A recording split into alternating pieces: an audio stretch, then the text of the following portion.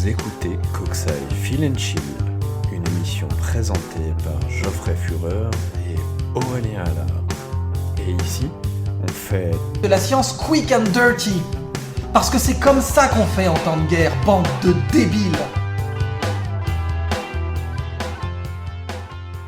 Bonjour à toutes et à tous, et c'est parti pour le 6e épisode de Coxside Feel and Chill. Avec Geoffrey, nous avons le plaisir d'accueillir Camille Williams, spécialiste en neurosciences et en génétique comportementale. Elle est actuellement chercheuse postdoctorale au laboratoire de sciences cognitives et psycholinguistiques à l'ENS Paris. D'origine à la fois française et américaine, sa trajectoire traverse les deux côtés de l'Atlantique.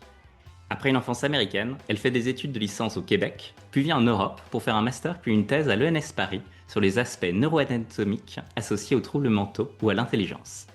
Elle retourne ensuite aux États-Unis, à l'Université du Texas à Austin, pour développer une deuxième spécialisation sur la génétique comportementale. Ces articles incluent à la fois des études sur les traits biologiques associés à l'impulsivité, à l'usage de drogue, à la dépression ou à la personnalité. C'est un parcours très riche, à la fois géographiquement et intellectuellement, et nous sommes ravis de l'accueillir pour cette nouvelle émission. Bienvenue Camille. Bienvenue Bonjour. Camille, on est content de t'avoir avec nous. Merci beaucoup pour l'invitation. Je suis ravie d'être ici avec vous. Ouais, c'est Eh bien, super. Comme à l'accoutumée, on va commencer avec un petit jeu de mon cru. Et voici les règles. Je vais vous donner des titres d'articles et vous allez devoir deviner si cet article existe vraiment, ça a été l'objet d'une publication scientifique, ou si c'est juste mon cerveau un peu farfelu qu'il a inventé. Mais il y a un tout petit twist, c'est que j'ai retravaillé les titres à ma sauce. Donc, bon courage à vous. On va commencer avec le premier titre. Il y a des petits twists. Donc, si des fois, Camille, tu sens qu'il y a un petit twist, tu dis rien, tu laisses Aurel patiner. Attends, qu'est-ce que ça veut dire? Ça veut dire qu'il y a un article de Camille dedans? Ah, j'ai rien Oui, dit.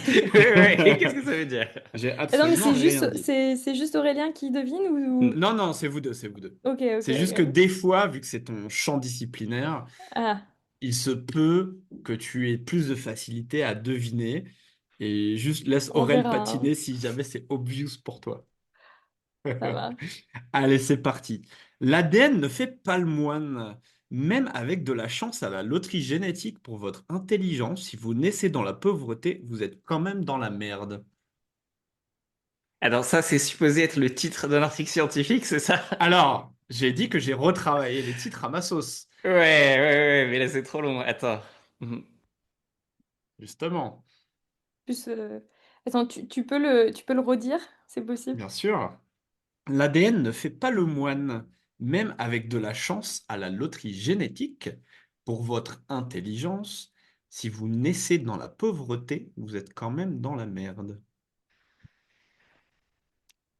Mais le truc, c'est qu'il y a forcément des articles qui disent plus ou moins ça. Mais...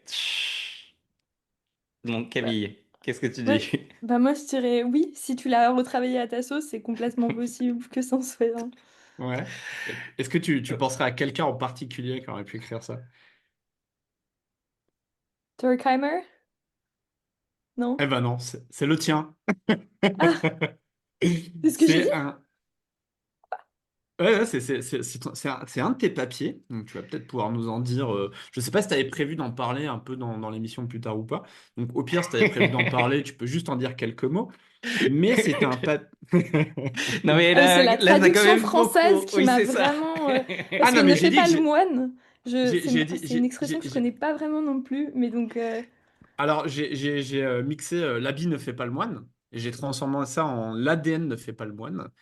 Donc, parce que dans ce papier, donc si j'ai bien compris ce que tu faisais, tu as un score polygénétique, qui est une sorte de score calculé sur la base de certains gènes qui viennent, on va dire, à prédire, mais voici prédire certains traits.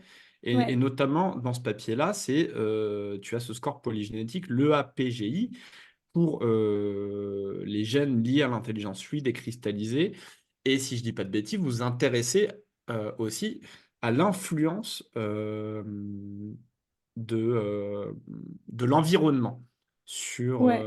l'intelligence. Et vous trouvez, si j'ai bien compris, parce que c'est quand même un papier en dehors de mon champ avec beaucoup de termes techniques que je ne maîtrise pas absolument, il ne suffit pas d'avoir les bons gènes, entre guillemets, pour prédire une bonne intelligence. L'environnement va jouer un grand rôle, si ce n'est plus. C'est ça? C'est ça, c'est ça. Ouais, dans ce papier, on montre que on essaie de voir si l'environnement et certaines mesures génétiques, comme un score de prédisposition génétique, vont prédire ou vont être associés à l'intelligence fluide et l'intelligence cristallisée chez les adolescents aux États-Unis. Et on voit qu'en effet, tous les deux le sont. Et en fait, une des grosses conclusions de ce papier qui est vraiment intéressante, je trouve, c'est qu'il y a, en fait, dans la littérature, il y a cette idée que plus quelque chose est génétique ou plus quelque chose a une forte association avec un facteur génétique, moins ce trait-là sera alors associé aux facteurs environnementaux. C'est ouais, c'est juste déterminé par les gènes et l'environnement n'aura aucun rôle, quoi. Ouais, et donc en fait, il y a vraiment cette idée dans la littérature que plus l'association entre notre score génétique et l'intelligence, par exemple, est fort, et ben alors moins il sera prédit par l'environnement. Mais ce qu'on trouve, c'est qu'il n'y a pas vraiment d'association et que des fois cette association est même positive. Donc ça nous montre vraiment que même les traits qui sont influencés par la génétique peuvent aussi être influencés par l'environnement. Et c'est hyper important quand on essaie de penser à tout ce qui est créer des interventions environnementales pour aider le développement cognitif, c'est de savoir que même s'il y a une partie qui est expliquée par la génétique, il y a une partie qui est expliquée aussi par l'environnement. Et donc, du coup, Trop voilà, on cool. ne peut pas tomber dans un fatalisme ou un déterminisme total, non. Voilà. Donc, c'était pour ça le Exactement. petit. Voilà, si vous avez eu de la chance à la loterie génétique, si vous êtes né dans la pauvreté, vous êtes quand même dans la merde. C'est parce que c'est ça qui m'a inspiré l'article. Et vous ne faites pas que ça pour l'intelligence, si je dis pas de bêtises. Vous parlez aussi de troubles internalisés et externalisés. C'est ça, ouais. Et on regarde aussi avec le développement cérébral et plusieurs régions du cerveau chez ces adolescents. Et on voit que, en fait, dans la majorité des cas, on voit une association des gènes et des facteurs environnementaux. Et donc, Mm. à ce moment-là, dans le papier, on était vraiment en train de regarder les facteurs économiques. Donc plus enfin, le revenu des parents et puis aussi on avait regardé des facteurs, on avait regardé si ces associations elles allaient varier aussi selon le contexte économique de l'État. Et dans tous les cas en fait on voit que voilà, il y a des facteurs économiques qui sont associés au Mm. développement cérébral, au développement Mm. cognitif et aussi au développement psychopathologique on va dire de Mm. ces Mm. enfants. Bon, voilà, en tout cas, excellente publi. Merci. Alors, on passe à la suite. Main gauche, mais cervelet différent. Une interaction inattendue entre gènes, matière blanche et latéralité. On aurait trouvé un score polygénique associé avec moins de volume de matière blanche chez les individus étant gauchers.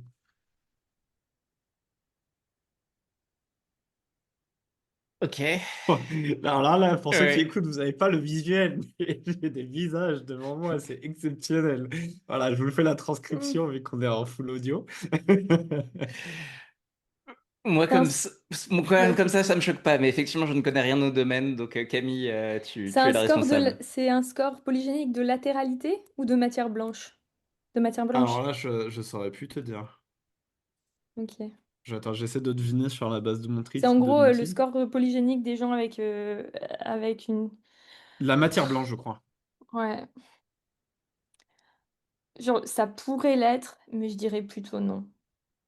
Et toi, Ok. Aurel, si tu Bah, on devais... passe sur ça hein, quand même. La Ouais? Ah spécialiste non? dit non. Hmm. Non, c'est moi, ça vient de mon cerveau farfelu. Je l'ai Je me dis, mais complètement franchement, inventé. c'est carrément quelque chose qui aurait pu être publié parce que c'est vrai qu'on voit qu'il y a des C'est ce que je me différences suis dit. cérébrales, Ouais, ouais. en tout cas au niveau des régions et de la structure entre les gens Ah, je qui sont vais pas droitiers vous et gauchers. mentir. Je vais pas vous mentir que j'étais assez fier de ma trouvaille.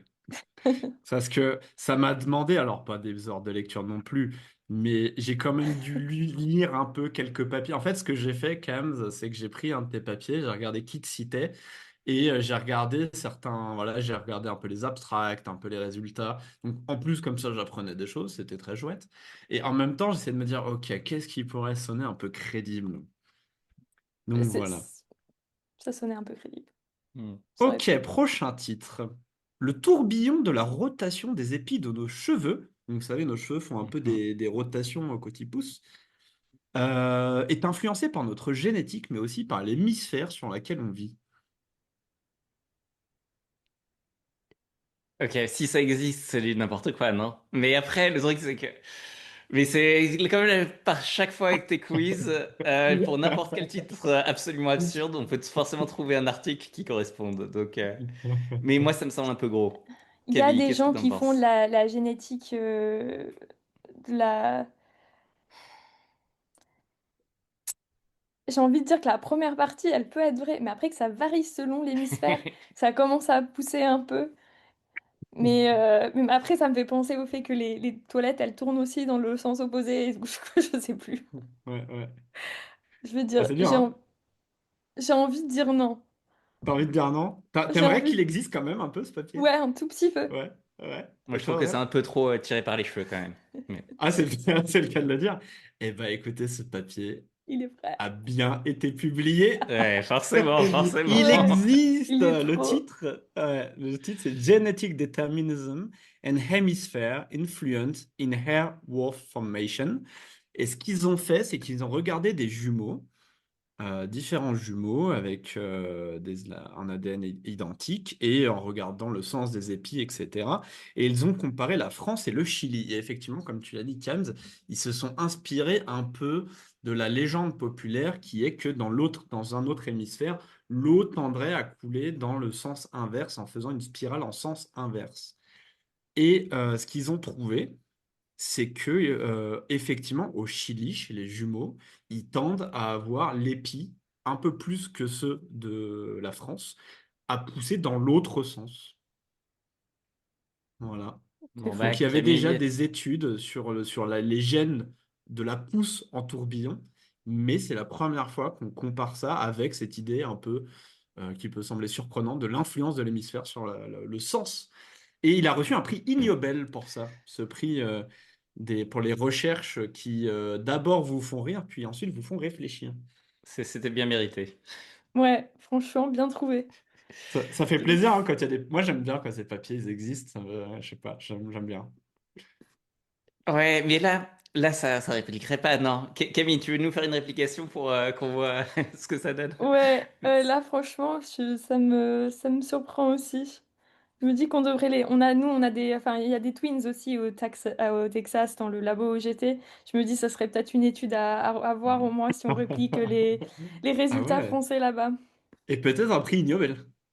C'est vrai, c'est vrai. Très Ah, drôle. ce serait incroyable. Alors, ce qu'ils disent, bien sûr, dans le papier, je ne l'ai pas lu dans son intégralité, mais c'est que ça leur paraît quand même peu probable que l'hémisphère influence vraiment ça. C'était plus à la base, j'ai l'impression que c'est souvent des papiers qui naissent avec des gens qui travaillent sur des gros projets, et puis des fois, ils ont un peu de temps et d'énergie à consacrer à un truc où ils se disent, oh, mais tiens, ça n'a jamais été fait, et si on trouve quelque chose, bah, ça peut quand même être intéressant. Ouais. Donc ils disent bien que bah, on ne sait pas. Ils comparent juste Mais la France et le Chili. Et au Chili, ils ont pas tous, ça tourne pas tous voilà, dans la même direction. Mais il y a une variabilité intergroupe qui existe. ouais. Parce que j'allais dire, voilà, il y a aussi, on sait que des groupes de population Mm. ancestrales sont plus génétiquement proches que d'autres. Et je me demande, voilà, si c'est pas juste une propriété des Chiliens, on va dire, de la région, qui, eux, ont un cuir chevelu Tout à fait. qui tourne de cette Ouais, manière. Et donc là, en fait, complètement. ouais, Donc voilà, écoute, à voir. On surveillera de près s'il y a un jour une étude qui compare la France et le Texas. ouais, ouais. Bah, même hémisphère, donc on espère que ça réplique, mais sinon, on en trouvera d'autres, des twins. J'en suis sûre qu'en Australie, ils en ont aussi des cohortes là-bas de twins, donc Hmm. à voir. Donc Ouais, pour ce les serait mieux. auditeurs Hmm. et auditrices, sachez que Camille est très très douée pour trouver des banques de données exceptionnelles avec énormément de données et de choses à tester. Donc voilà, moi je crois en toi pour un jour nous trouver une banque de données où il y a aussi une mesure de sens de poussaison des épis et où tu pourras peut-être nous faire une analyse comme ça un Mm. jour où tu as un peu de temps de côté et nous Ouais. dire ça. Ah, je On sais te qu'il y a réinvitera. des, il y a des variables comme ça dans la UK Biobank, qui est une grosse base de données du UK, enfin, du Royaume-Uni avec 500 000 participants. Mais je pense pas qu'ils ont le sens des épis. Ils ont des mesures sur mesure capillaire, mais celle-là, je pense qu'ils l'ont pas. À voir. Ah, Il ça leur me manque paraît le très plus spécifique quand important. même, hein. Hmm. Ouais, c'est ça, c'est Ouais, ouais, dommage. ouais. C'est quand même spécifique. Ok, on en fait encore deux et puis on pourra passer à la suite. Plus ton score génétique d'autisme est élevé, moins tu as de neurites dans ton cortex et ta matière blanche. En tout cas, chez les adultes, les enfants, les hommes, les femmes, et du coup, probablement ton chien aussi, puisque là, je viens de citer quasiment toute la population.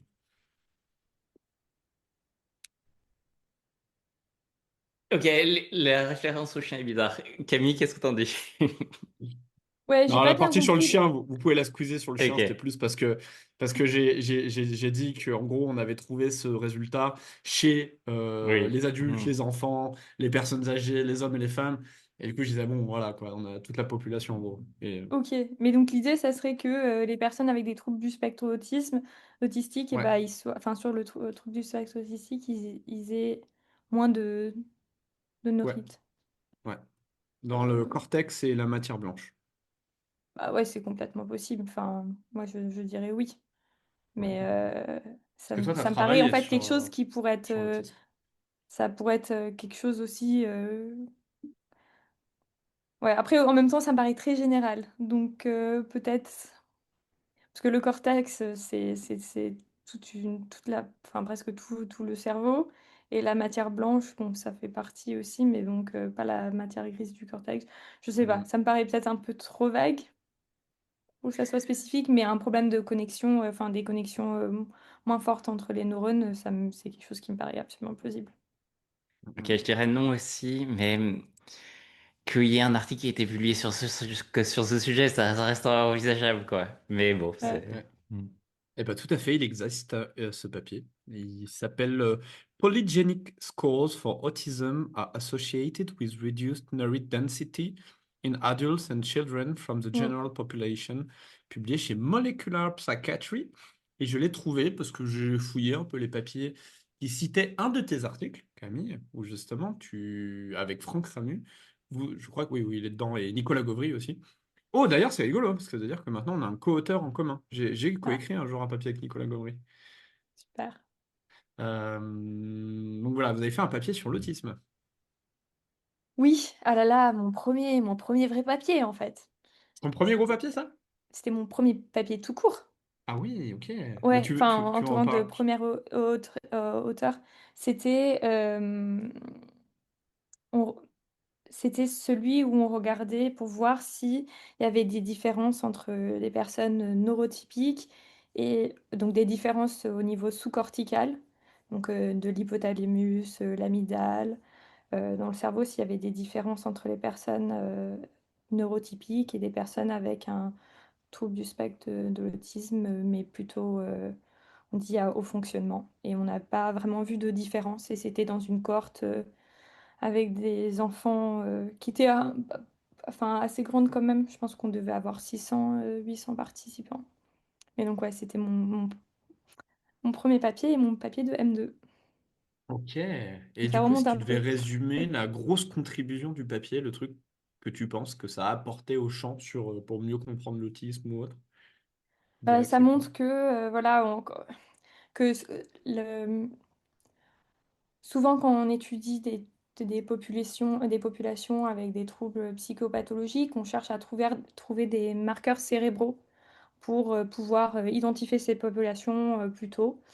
Et ce qu'on voit pour la majorité des psychopathologies, comme les troubles de neurodéveloppement, comme l'autisme, bah, c'est que c'est très dur en fait de trouver ces Hmm. différences et que si ces différences existent, elles sont sûrement elles sont très très petites et donc et qu'elles sont assez réparties dans le cerveau aussi. Donc c'est très Hmm. difficile de trouver un seul marqueur et un marqueur avec un grand effet. Ah, il n'y a pas de signature neurale. Ouais, Et du coup, ça va pas le vrai papier que j'ai trouvé. Donc c'est ouais. aussi pour ça que je l'ai pris. De prime abord, ça pourrait sembler une sorte de contre-argument, on disait, bah si, regardez, on a bien trouvé une différence chez les individus, mais j'ai l'impression, comme vous l'avez mentionné, du coup j'étais content que vous le mentionniez, ça m'a l'air très général pour caractériser un trouble. Ouais, alors faudrait voir quand ils disent le cortex, est-ce que ce score polygénique est associé? Mais je pense ça va pas vraiment à l'encontre. Dans mon papier, en fait, on voulait savoir s'il y avait vraiment des différences au niveau sous-cortical entre les neurotypiques et des enfants avec un trouble du spectre autistique. Et on voyait que bah, il n'y en avait pas vraiment une fois qu'on prenait en compte la différence globale de la taille du cerveau.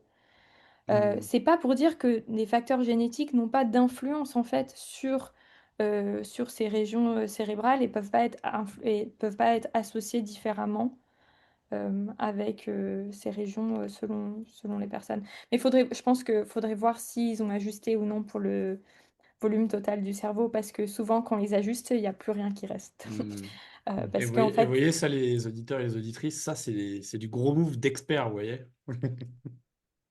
mais c'est vrai pour beaucoup de pathologies, quand on regarde les associations et qu'on contrôle en fait pour le volume total du cerveau, en fait on voit il y a très peu d'associations très spécifiques et donc c'est pour ça j'imagine qu'ils ont dit que c'était associé avec le cortex et qu'ils ne sont pas dit ah, avec telle ou telle région parce qu'en effet ça doit être associé avec le cortex. Euh, ouais. Et puis l'idée, donc en fait, ce qu'on trouve quand on dit qu'il y a une association avec le cortex, c'est qu'on est en train de dire que ces associations, elles sont distribuées dans tout le cerveau plutôt Hmm. qu'être localisées dans une seule région. Hmm, hmm, hmm. Et donc, du coup, ça demanderait si donc, il y a vraisemblablement, potentiellement, si je te suis bien, une sorte de signature neurale, mais qui serait répartie partout. Et donc, ça rendrait En fait, donc là, on a affaire à une sorte de mécanisme, en tout cas de signature tellement complexe que enfin, on n'aurait même pas la technologie pour la détecter à l'heure actuelle. Bah, je dirais oui et non, parce que en fait, là, on est en train de regarder des variations de structure. Donc, par exemple, de volume. Est-ce que en fait, ce score de prédisposition génétique va être associé avec une région étant plus grande chez les personnes avec un trouble du spectre autistique que les neurotypiques? Donc, ce qu'on peut faire, c'est qu'on peut imaginer des sortes de carte cérébrale où chaque région est plus ou moins associée à ce score et on peut regarder comment ces cartes cérébrales elles vont varier selon les mesures qu'on utilise, que ce soit le volume, les épaisseurs du cerveau, la surface. Et ça, c'est juste la partie structure macro. Mais en fait, on peut aussi regarder la- les, comment est-ce que ces régions s'activent quand on est au repos, aussi comment ces régions elles s'activent Hmm. quand on est en train de faire des tâches spécifiques. Et là, je parle Hmm. au niveau macro, mais il y a plein d'études aussi qui regardent ces associations plus au niveau micro pour savoir où est-ce Hmm. que c'est les gènes associés à certains traits de psychopathologie C'est vrai. seraient exprimés dans différentes régions. Donc je pense que voilà, en fait, on peut étudier le cerveau de plein de manières différentes. Et donc, il y a beaucoup à voir et à faire pour mieux comprendre toutes ces associations. Hmm. Passionnant. Est-ce que vous êtes prêts pour le petit dernier? Oui. C'est parti. Allez. Génie narcissique. Dire à des gens qu'ils ont un QI positif ou un QI négatif augmente leur tendance à se sentir spécial et à être narcissique. Ça veut dire quoi QI négatif? Parce que t'es pas censé avoir un QI négatif vu la Oui, manière non, dont alors, c'est oui, défini ce standard. c'est vrai que techniquement, on peut pas. Un QI inférieur à la moyenne. Ouais. Ouais. C'est que À la médiane, à la médiane. Hmm. dans tous les cas, si on dit qu'ils sont différents de la moyenne, ils se sentent spéciaux. C'est ça. Attends, tu veux dire... Ok, redis Alors le que ça. titre. J'étais pas sûr d'avoir compris du coup dans la première lecture. Génie narcissique, dire à des gens qu'ils ont un QI positif ou un QI négatif, là vous avez compris que ce que je voulais dire, c'est Hmm. simplement au-dessus de la médiane ou en dessous de la médiane, augmente, parce que c'est une insulte souvent sur Internet de dire à quelqu'un qu'il a un QI négatif, et augmente leur tendance à se sentir spécial et à être narcissique. Ça semblerait bizarre si c'était aussi généralisable au fait de dire à quelqu'un qu'il avait un QI inférieur à la moyenne. Ouais, moi je pense qu'ils aimeraient pas ça, hein, les personnes Ouais, non, narcissiques. Alors je pense que attention, personne attention, n'aime ok, ça. ok, ok, la phrase est mal formulée. Hmm. Du coup, ceux qui ont dit c'est positif, ça augmente leur trait de narcissisme. Si c'est inférieur à la moyenne, ils ont plus tendance à se sentir un peu naze, un peu, Ah, ok. voilà. Ah bah oui alors. Oui, d'accord, mais c'est pas ce que disait le titre, non? J'ai l'impression. Il est Est-ce mal que formulé, je Geoffrey, tu pense. as créé ce titre? On dirait Et un petit Aurel, qu'est-ce que Geoffrey tu, là. Non, non, mais qu'est-ce que moi, tu- je vote aussi pour ça, mais bon, vas-y. Est-ce que tu l'as mais non, inventé? mais je pense que là, c'est parce que j'ai vraiment retravaillé le titre à ma Ok. sauce. Cet article existe pour de vrai. Ouais, j'allais dire, ça me Et, paraît enfin, ça me euh, paraît plausible, ouais. non, non, cet article existe. Ils ont fait quelque chose de simple, simplement en prenant des gens, en leur faisant passer un faux test de QI et en leur disant après qu'ils avaient soit un résultat supérieur à la moyenne ou soit un résultat inférieur. Ils avaient des mesures de narcissisme assez variées, qui peut être à quel point on se sent un peu imbu de soi, à quel point on se sent un peu supérieur aux autres, etc. Donc leur mesure, elle est que genre quelques instants après l'expérience, vraisemblablement, comme ils le mentionnent. Ça ne durera pas dans le temps, ou peut-être, ça, ils peuvent pas le savoir, ils peuvent pas en être sûrs. Et quand on vous dit que c'est inférieur à la moyenne, en général, du coup, vous venez consolider des croyances négatives à votre rencontre. Ah, bah, je comprends mieux pourquoi j'ai échoué ou ce genre de choses. Mm. Et si j'ai pris ce papier-là, c'est parce que on a un peu le mythe dans notre société enfin, il y a tout un tas de mythes autour de l'intelligence, et on a aussi notamment le mythe du génie un peu fou, un peu zinzin. Et il y a quelqu'un parmi nous, qui n'est ni Aurel ni moi, qui avons travaillé sur ce sujet. Euh, donc voilà, Cam, si tu veux nous en dire deux mots un petit peu de ce mythe. Ouais, alors c'est vrai qu'il y a. Et puis, en fait, c'est aussi un mythe qu'on retrouve beaucoup dans l'éducation, parce que on entend beaucoup dire que des enfants qui ont un haut QI sont des enfants qui vont avoir des difficultés ou des problèmes d'ajustement à l'école. Et donc, il y a de nombreuses personnes qui se sont penchées sur la question pour savoir si, en effet, les gens qui avaient des hauts QI étaient à plus de risques d'avoir des troubles mentaux. Et ce qui s'est passé, c'est que quand on s'est penché sur la littérature pendant mon doctorat, on a vu qu'il y avait de nombreuses études qui avaient été faites sur des échantillons qui étaient eux-mêmes un peu biaisés, en fait. C'était des échantillons qui avaient été sélectionnés, euh, qui n'étaient pas représentatifs de la population générale et qui, en fait, souvent étaient des associations qui étaient composées déjà de personnes qui avaient, à un moment dans leur vie, déjà passé un test de QI et qui avaient décidé de rejoindre une association. Donc on se retrouve en fait sur des gens qui sont déjà assez particuliers. Et ce qui est important à dire ici, c'est qu'il y a énormément de personnes Enfin, il y a quand même 2% de la population qui va avoir un haut QI. Et la majorité des gens dans ces 2%, en fait, ne savent pas forcément qu'ils ont un haut QI. Pourquoi? Parce qu'ils n'ont jamais dû faire un test de QI. Souvent, on administre un test de QI, soit parce que c'est quelqu'un voilà, qui a vraiment envie de faire cette batterie de tests qui prend très longtemps, et c'est quelqu'un, on va dire, qui est, bon, peut-être qu'il est elle, hein, très intéressé par le sujet, mais voilà, c'est une personne Juste très... pour clarifier, Ouais, au QI, dans ce que tu dis, c'est supérieur à deux écarts types à la médiane, donc 130. C'est ça? ouais, Ouais. Donc, qui va ouais, jusqu'à 160 aussi pour ceux qui nous écoutent, si encore une fois je dis pas de bêtises. Ok. Voilà, c'est juste pour clarifier pour ceux qui écoutent. oui. Ouais, et donc ça fait vraiment ces 2% en fait qui sont... Oui, parce qu'en fait, le QI, c'est une mesure qui est relative à la population. Donc, elle est toujours calculée par rapport à la personne, aux personnes du même âge. La moyenne est toujours à 100. Et donc, une personne avec un haut QI, ça sera une personne qui sera dans le top 2% de sa distribution. Et, euh, et donc, ouais, et donc, en fait, ces études avaient été donc, oui, ce que j'étais en train de dire avant, c'est que souvent, en fait, les personnes qui prennent des tests de QI, c'est soit des gens qui sont adultes et sont très intéressés par ça et donc vont vouloir prendre un test de QI, ou soit si c'est administré plus tôt dans la vie, c'est souvent quand c'est des enfants qui ont des problèmes de comportement. Donc, en fait, on a déjà une sélection ce sont des personnes qui ont des problèmes qui font qu'ils vont aller voir un psychologue ou aller voir quelqu'un qui vont leur administrer une batterie de tests. Dans cette batterie de tests, il y aura un score de QI, et donc c'est possible qu'il soit identifié comme ayant un haut QI à ce moment-là. Donc en fait, il y a déjà une sélection. Donc les gens qui font des tests de QI, ça ne représente pas la majorité des gens dans le monde qui ont un haut Mm, QI. mm, mm, mm. Et donc, ce qu'on a décidé de faire, c'est au lieu de trouver une association où déjà il y avait des gens qui avaient des hauts QI, on s'est dit, bah, on va essayer de trouver, on va essayer de voir s'il y a des différences entre les normaux QI, on va dire, donc ceux qui sont entre 70 et 130, et ceux qui sont au-dessus de 130 pour voir s'il y a des différences en termes de prévalence de troubles psychiatriques.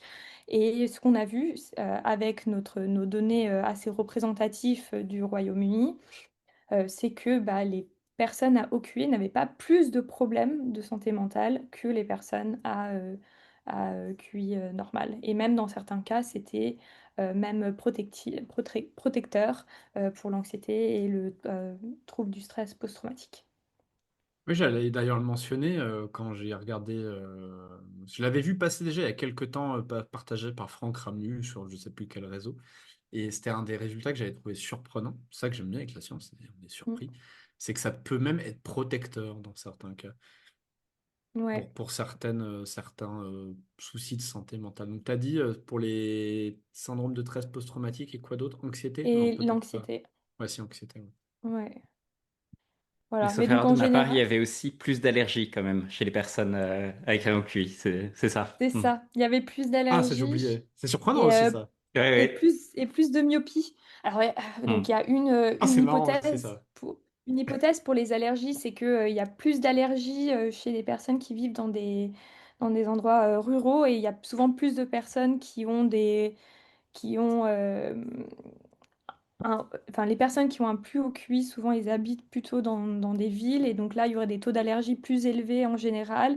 Donc peut-être ça pourrait être lié à ça, mais bon, il n'y a aucune preuve qui dit que ça, c'est l'hypothèse qui serait Hmm. correcte. Hmm.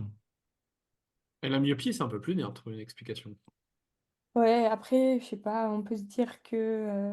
On voilà, fait, donc, les gens avec ce genre de QI ont tendance à faire peut-être des activités où il y a plus d'écran ou plus de lecture. Et donc, ou de lecture aussi, ouais, de la lecture très proche. Moi aussi, qui est myope, je me souviens, voilà, je lisais de manière très très proche, si proche qu'on essaie de me séparer de ma feuille, quoi. Donc je pense qu'il y a hmm. il y a un peu... voilà. Bon, après, j'ai une toute petite test et donc il y a une autre association avec le QI qui est assez... Bon, il y a une corrélation positive entre la taille du cerveau, qui est aussi alors corrélée à la taille de la tête, et le haut QI. En revanche, moi j'ai une tête vraiment toute petite, donc j'espère que je suis juste un outlier et que voilà, hein. Alors que C'est moi, pas mais une corrélation j'ai très un forte, front je crois. et Non, un c'est point crâne 3. énorme. Ouais. Hmm. Ouais, c'est ça. Donc, Non, ça va. ok. Voilà, comme quoi, hein, corrélation, pas causation. Hmm. Exactement. C'est bon de le rappeler, hein, ça. C'est très bon de le rappeler. Et j'ai beaucoup aimé que tu rappelles un point très important et qui fait qu'aussi, moi, j'aimerais bien faire un jour une étude de psychomorale sur le QI. Il y en a déjà quelques-unes qui existent. Parce que c'est vraiment un truc très moralisé. De toute façon, on aura l'occasion d'en reparler un moment. Mais avec souvent l'idée qu'aussi, quand les scientifiques en parlent, que c'est une sorte de propriété intrinsèque et pas une, comme tu l'as dit, une mesure de où tu te situes dans la population. Puisque j'imagine que si tu prends deux populations très différentes, euh, quelqu'un qui score à 115 dans cette population, s'il va dans une autre population, avec un autre test calibré différemment, il sera peut-être pas à 115.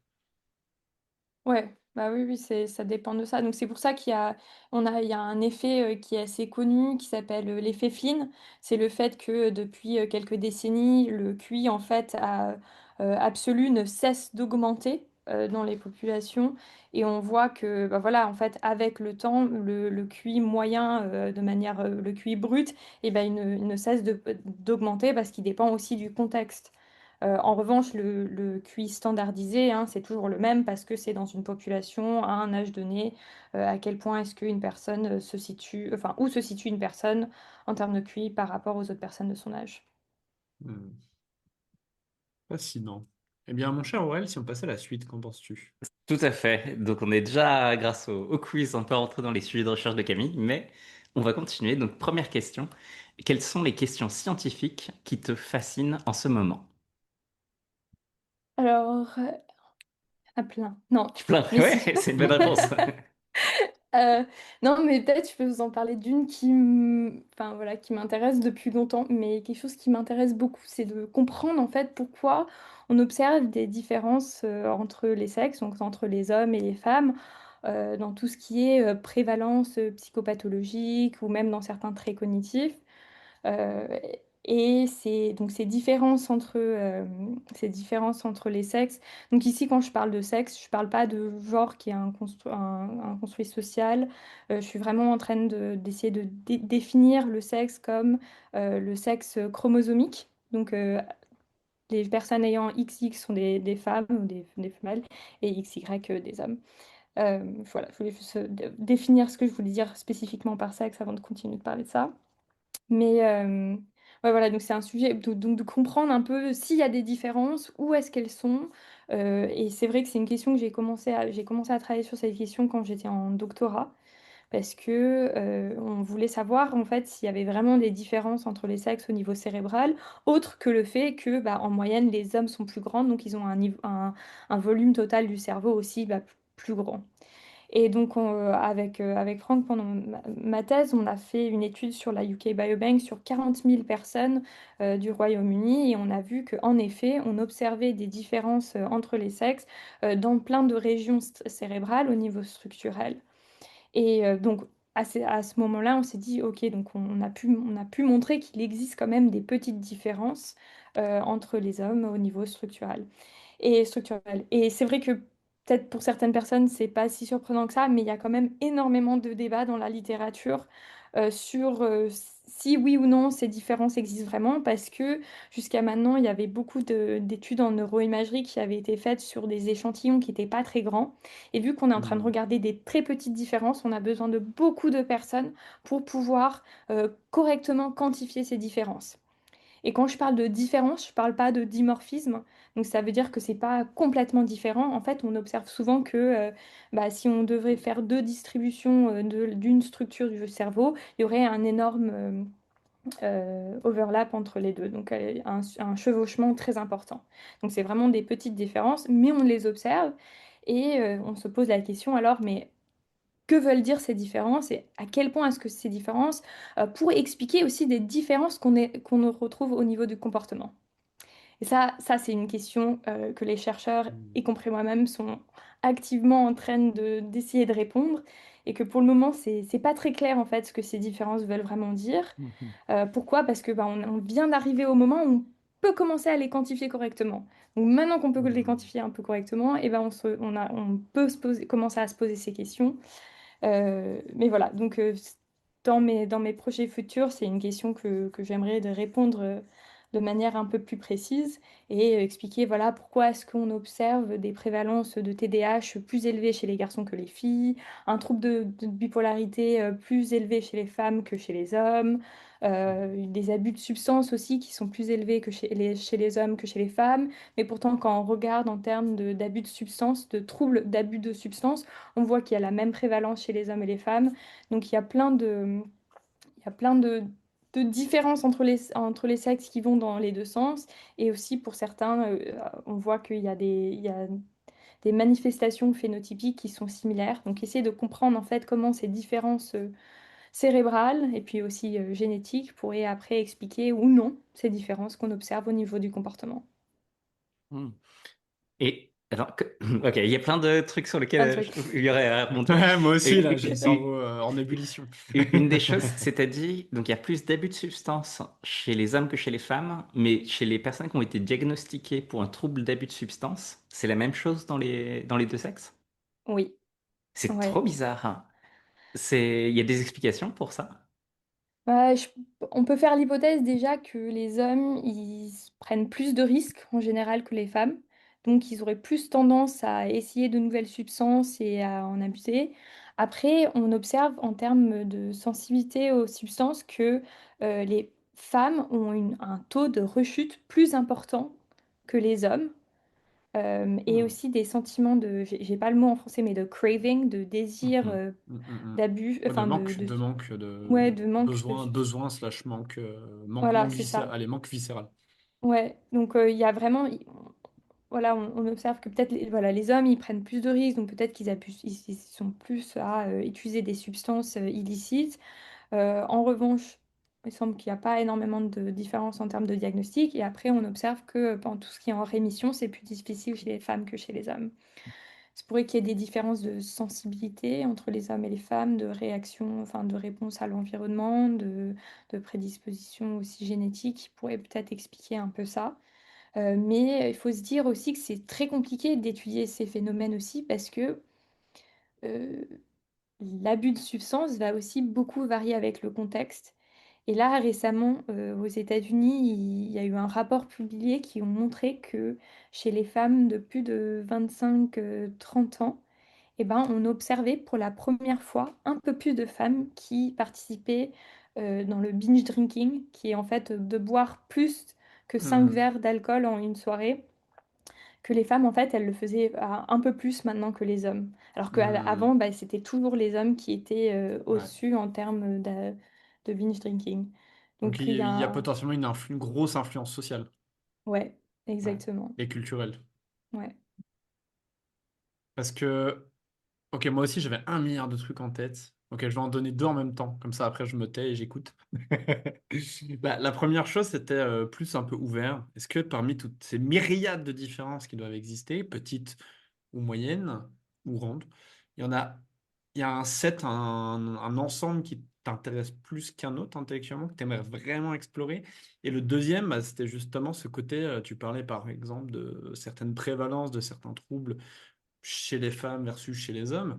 Par exemple, on sait que en moyenne, il y a plus d'hommes qui sont sur le spectre autistique, mais on sait aussi depuis quelques années que c'est un trouble qui est très sous-diagnostiqué chez les femmes, notamment par une capacité plus grande à faire du masking et potentiellement à jamais, en fait, euh, à mieux s'adapter pour mieux le cacher.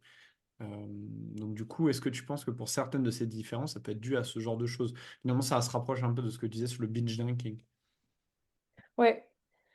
Alors, donc je vais répondre aux deux questions. La première, c'est ce qui m'a toujours intéressée, moi, c'était de comprendre la comorbidité entre les troubles, ou de comprendre, on va dire, donc le fait que les gens, ils peuvent être diagnostiqués avec plusieurs troubles, hein, c'est ça que je veux dire par comorbidité. Mais aussi le fait qu'il y ait des symptômes partagés entre plusieurs troubles. Si on pense aux troubles du stress post-traumatique, c'est des gens aussi qui vont avoir de l'anxiété, comme une personne diagnostiquée avec un trouble d'anxiété, qui vont aussi avoir des symptômes dépressifs. Et c'est donc là, j'ai pris des exemples pour des troubles qu'on appelle plus des troubles internes, parce que c'est plus une psychopathologie interne chez ces troubles-là. Mais il y a aussi d'autres troubles qui sont liés à des problèmes avec la désinhibition. Donc c'est l'incapacité en fait de s'autoréguler, comme la TDAH, les abus de substances, les troubles euh, de personnalité borderline. Donc, Ouais, c'est très prévalent. Ouais. ouais. Et donc, en fait, là, on parle plus de troubles externalisés parce que c'est des troubles où justement on voit une manifestation externe. Donc, c'est tous des troubles qui sont liés avec des problèmes avec la désinhibition, donc des problèmes à s'autoréguler. Et c'est sur ces troubles dernièrement que j'ai le plus travaillé. Donc, c'est aussi des Mm. troubles qui montrent des grandes différences au niveau comportemental entre les hommes et les femmes, surtout en fait, euh, plus des troubles qui sembleraient, qui sembleraient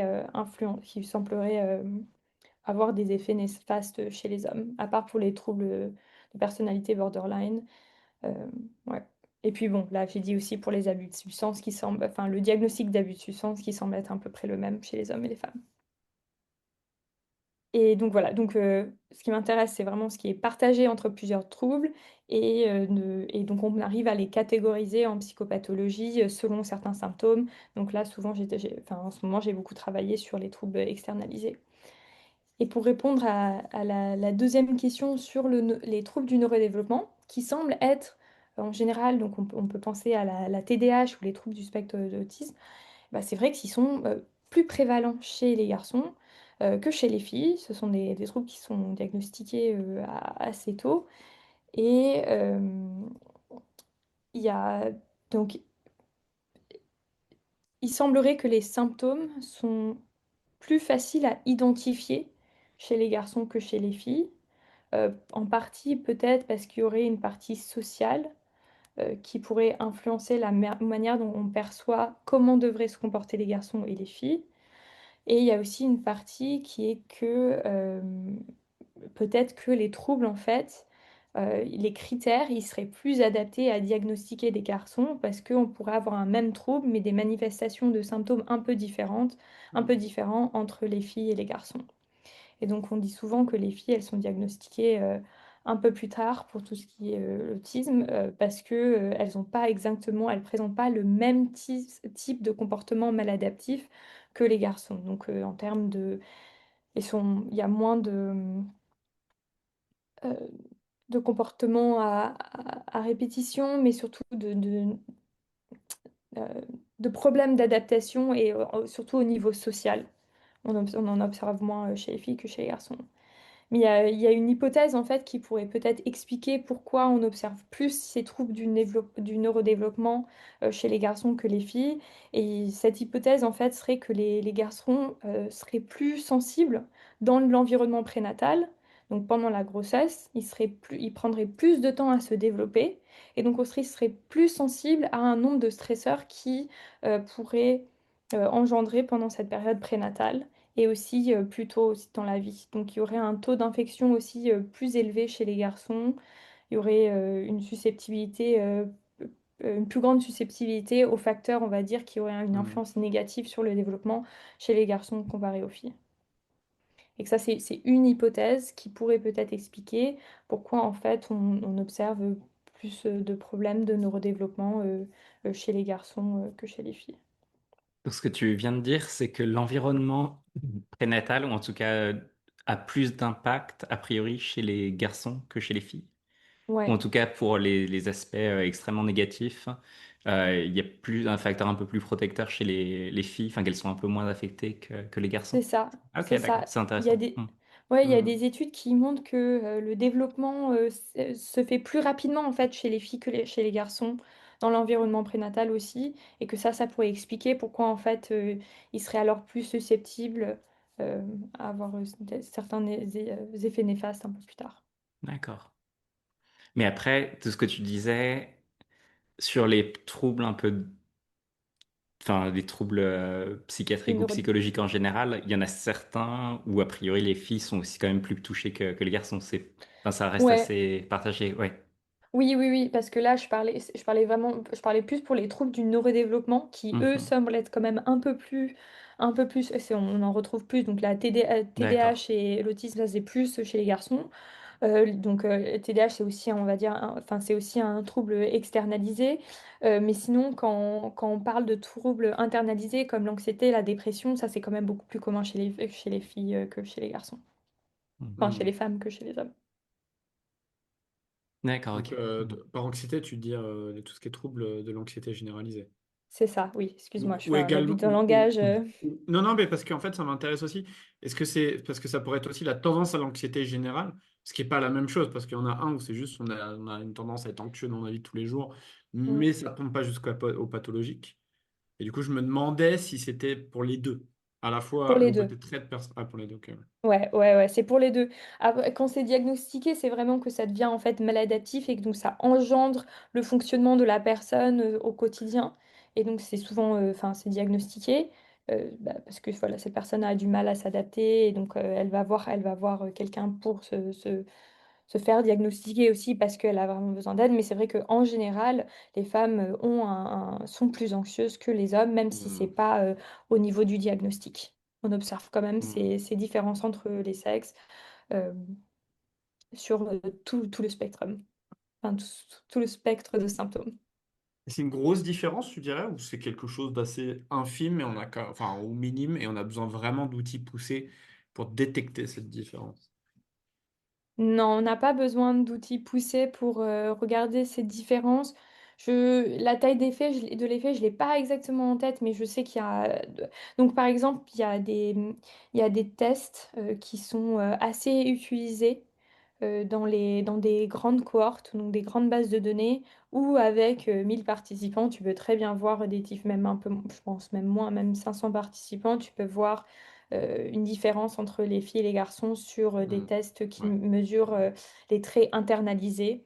Euh, et donc là, on voit qu'ils sont plus élevés chez les filles que chez les garçons et que les traits externalisés sont souvent plus élevés chez les garçons que chez les filles. Donc, un questionnaire auquel je pense maintenant, ça s'appelle le Strength and Difficulties Questionnaire, qui est un questionnaire qui est donné aux enfants. Mm. Et j'aurais une question un peu plus méta, mais j'avais l'impression souvent que prédire les troubles psychopathologiques à partir de données cérébrales, que c'était quand même assez compliqué. Enfin, qu'il y avait eu énormément de controverses par rapport à ça, ou que les biomarqueurs cérébraux n'étaient pas forcément toujours gigantesques. Qu'est-ce que c'est ton opinion, ou enfin, comment est-ce que tu penses parce que ça interagit du coup avec le programme de recherche que tu viens de décrire, du coup je serais intéressé d'avoir ton avis là-dessus. Ouais. Ouais, c'est vrai. C'est rigolo parce que c'est vrai que c'est pas des modèles de prédiction. Je m'en suis un peu éloignée parce que justement, je trouvais que c'était très. En fait, c'est très difficile parce qu'on n'a pas juste un marqueur. Il y en a beaucoup à prendre en compte. Il y a des modèles de prédiction qui semblent être pas mal, donc là je pense à un papier qui est sorti quand même il y a quelques années et c'était pour prédire des différences cérébrales chez des personnes avec un trouble du spectre de l'autisme. Et il me semblait qu'ils avaient utilisé des données donc structurelles et aussi fonctionnelles, hein. Donc comment est-ce que le cerveau s'active au repos?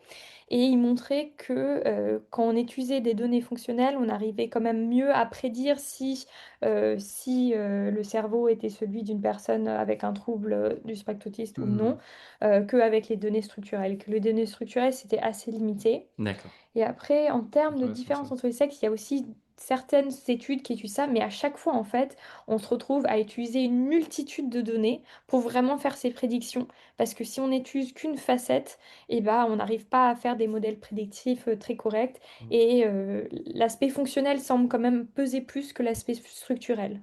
Ok, intéressant. Mm. Mais ça, le fait qu'il faille utiliser plein de facettes différentes, ça semble raisonnable, quoi. Ça reste. Enfin, c'est comme pour la génétique. Pour la génétique, on arrive à faire des prédictions, mais il faut à faire appel à plein Ouais, de gènes ou de SNP différents. Et Ouais. ouais, j'imagine que comme à chaque fois qu'il y a un début de naissance d'une science ou d'une discipline, je pense qu'au tout début, il devait y avoir un peu l'euphorie du ce sera plus simple que ça. Comme en ouais, génétique, où je pense qu'au tout début de la génétique, on se disait, ah, cool, on va pouvoir trouver un petit lot de gènes qui va venir coder pour ci, pour ça, et on aura toute l'architecture. J'imagine que ouais. c'est un peu ce qui a dû se passer dans ce domaine. Bah oui, c'est exactement ça en fait. On s'est dit, ah, c'est super, on va trouver la région. Et en fait, on a réalisé qu'il n'y avait pas du tout la région et que souvent, en fait, plus on a eu de données, plus on a voulu répliquer des associations, plus on s'est dit, ah, en fait, ça ne réplique pas du tout. Et c'est pas du tout spécifique à cette pathologie auquel on avait associé ça au début. Mm. Donc ouais, donc c'est. Et c'est vrai, en fait, c'est vrai que ça demande, c'est vrai que ça fait du sens que ça prenne autant de facettes et qu'il faille prendre en compte plein de variables pour vraiment faire des modèles prédictifs qui sont puissants. Mais quand on essaie de penser à quoi serviraient ces modèles prédictifs, en fait, l'idée, c'est que, bon, si on pense santé publique, l'idée, ça serait de créer un modèle qui te permet d'identifier, peut-être en amont, si une personne va développer telle ou telle pathologie. Mais ça veut dire que si dans ce modèle prédictif, il faut avoir autant de facettes, ça veut dire qu'il faut avoir aussi énormément de données sur ces personnes. Hmm. Et donc ça Ouais. nous demande aussi d'avoir voilà, une base de données très élaborée. Et c'est vrai que ça, c'est un peu plus compliqué pour les gens Mm. qui veulent faire des diagnostics parce que bah, ça demande énormément de données sur cette même personne. C'est beaucoup Ouais. moins pratique, on va dire, que juste prendre en compte le risque familial. Et Ouais, Donc ce c'est sera si, sûr. mille fois, et ce sera 1000 fois plus cher. Hmm. C'est ça, c'est que ça coûte cher. En fait, c'est pas, on aimerait avoir des prédicteurs assez spécifiques et tout, et c'est pas pour dire que c'est pas possible, c'est plus pour dire parce que, enfin, c'est un des objectifs aussi de mon travail, c'est de pouvoir trouver, voilà, des prédicteurs génétiques, mais aussi des prédicteurs environnementaux sur lesquels on pourrait peut-être agir pour après Mm. réduire telle ou telle pathologie. Mais c'est vrai que c'est très compliqué de faire des modèles de prédiction très complets et d'utiliser aussi cette information cérébrale pour les faire parce que ça demande aussi énormément de ressources. Hmm. Mais en tout cas, j'imagine que ce sera, en tout cas au niveau intellectuel, un bon début de savoir qu'on est capable de le faire, même si on n'aura pas d'application directe. Ça voudra dire au moins qu'on on est sur la bonne voie. Ouais, au moins de la compréhension, de la connaissance du fonctionnement. c'est ça, c'est ça. Et puis de se dire, en fait, de pouvoir après aussi, de pouvoir identifier les facteurs qui sont les plus importants. C'est vraiment ça, parce qu'en Ouais. fait, plein de choses vont un peu contribuer, mais nous, ce qui nous intéresse, c'est de savoir, mais qu'est-ce qui contribue le plus, qu'est-ce qui a le plus d'importance, qu'est-ce qu'on peut vraiment modifier, et qu'est-ce qui pourra alors après avoir un effet positif sur le développement de telle ou telle personne. Top, hein. Fascinant. Trop bien, ouais. On passe à Est-ce la deuxième qu'on... question? Ah bah, t'as lu dans Ouais, mes pensées. oui, forcément, toujours, toujours. Voilà. Ouais. Aurélien a eu accès sûrement à la base de données de l'ensemble de mon cerveau et son modèle prédictif extrêmement perfectionné a pu prédire que nous allions passer à la suite. Alors, Camille, dis-moi, est-ce que récemment tu as appris quelque chose, mais ça peut être même en dehors de ta discipline, même en dehors de la science, qui t'a un peu marqué, qui t'a un peu bousculé ou impacté? Alors, oui, j'ai appris quelque chose récemment qui a rien à voir avec sur quoi je travaille, mais qu'on peut quand même lier à la génétique. Parce que j'ai appris récemment que euh, comment ça s'appelle? En fait, j'ai appris récemment que le délai pour avorter était plus court, enfin, jusqu'à... Bon, maintenant, ça a changé depuis quelques années avec le procès de Dobbs versus Jackson, mais j'ai appris qu'en fait le délai pour avorter était plus court en France qu'aux États-Unis, que dans l'État de New York. Et ça m'a surpris en fait parce que voilà, la France est quand même un pays très progressiste, et je m'étais dit que quand ça vient à quand on parle de l'avortement, on parle énormément des restrictions aux États-Unis. Et donc, le droit à l'avortement aux États-Unis, c'est à 24 semaines, alors qu'en France, c'est à 16 semaines Hmm. d'aménorrhée. Donc, c'est à peu près 14 semaines de gestation. Et ça m'a fait réfléchir à bah, pourquoi déjà, pourquoi ces chiffres. Et C'est vrai ça. ouais, avec un peu de recherche, j'ai vu qu'en fait, les 24 semaines, ça avait été choisi après Roe versus Wade, euh, parce que c'est à un moment où si le fœtus devait naître, et bah, il avait un taux de survie de 50% en soins intensifs. Donc c'est pour ça qu'ils avaient mis ça à 24 semaines. Par contre, Hmm. en France, les 16, enfin à la base, c'était pas 16, à la base, c'était 10. Et en fait, ça fait des années qu'ils augmentent progressivement le Mhm. nombre de Oui. semaines. Et c'est voilà, et c'est quelque chose qui m'avait pas mal surpris. Et donc j'ai commencé alors après à me plonger dans les différents gros procès aux États-Unis qui avaient eu récemment. Donc d'où celui de Dobbs versus Jackson. Et donc ça c'est le dernier. Donc j'ai oublié Et Vas-y, vas-y. ouais, non, et tu peux dire ce que c'est que ce procès, parce que Oui. personnellement, je connais pas du tout et Non, je ouais, pense c'est pas mal ça, de c'est ce gens que j'allais aussi. dire. Et donc en fait donc c'est j'oublie le mot overturn, mais c'est le Ah procès oui, en fait qui a enlevé de la loi fédérale la possibilité aux femmes d'avorter dans tous les États et qui a fait en fait que ça soit les États c'est eux qui peuvent décider des lois sur l'avortement, alors d'accord. qu'avant c'était Hmm. marqué au niveau fédéral et ça a été Ah, donc marqué ça, au c'est niveau... l'événement très récent, ça. Ouais, ça c'est de Ouais, ouais, 2022, donc c'est ouais, ouais. le procès de Dobbs versus Jackson. Ouais, Et c'est un parce que, énorme scandale mondial. exactement. Et c'est ça aussi, je pense, qui a poussé la France à l'inscrire dans sa constitution. Donc en Mhm. partie, il me semble que c'était un peu aussi une réponse, quoi, c'était Ça a été d'actualité. fait? Parce que je sais que ça avait été proposé, mais je ne sais pas si ça avait été fait. Il me semble que oui. Ouais, ok. Je sais pas, hein, je vous posais la question. Oui, oui, non, mais maintenant j'ai eu un On petit doute fact-checkera. aussi. Ouais, ouais. Ouais, et donc en fait, donc, ce procès, il a commencé en 2018. C'était l'État du Mississippi qui a mis en place ça s'appelait des Gestational Age Act. Et dans cette acte, ils essayaient enfin, cette loi-ci, ils essayaient de passer. En fait, ils voulaient réduire le délai d'avortement de 24 à 15 semaines. Et ça a été amené devant la Cour suprême parce que justement, c'était pas constitutionnel suite au procès de Roe versus Wade qui avait eu lieu dans les années 70. Hmm. Et finalement, bah, la Cour suprême a décidé qu'en fait, c'était pas une question de, de privacy, donc c'était pas une question de choix qui devait être libre, qui devait être fait en fait au niveau fédéral, et que ça n'avait pas à voir avec la vie privée des femmes, et que donc en fait c'était aux États de décider ce qu'ils voulaient. Et donc depuis en fait que cette loi est passée, enfin depuis qu'ils ont perdu le procès, il y a de nombreux États qui ont maintenant rendu l'avortement complètement illégal aux Hmm. Ouais, États-Unis. ça a été du pain béni pour les États conservateurs.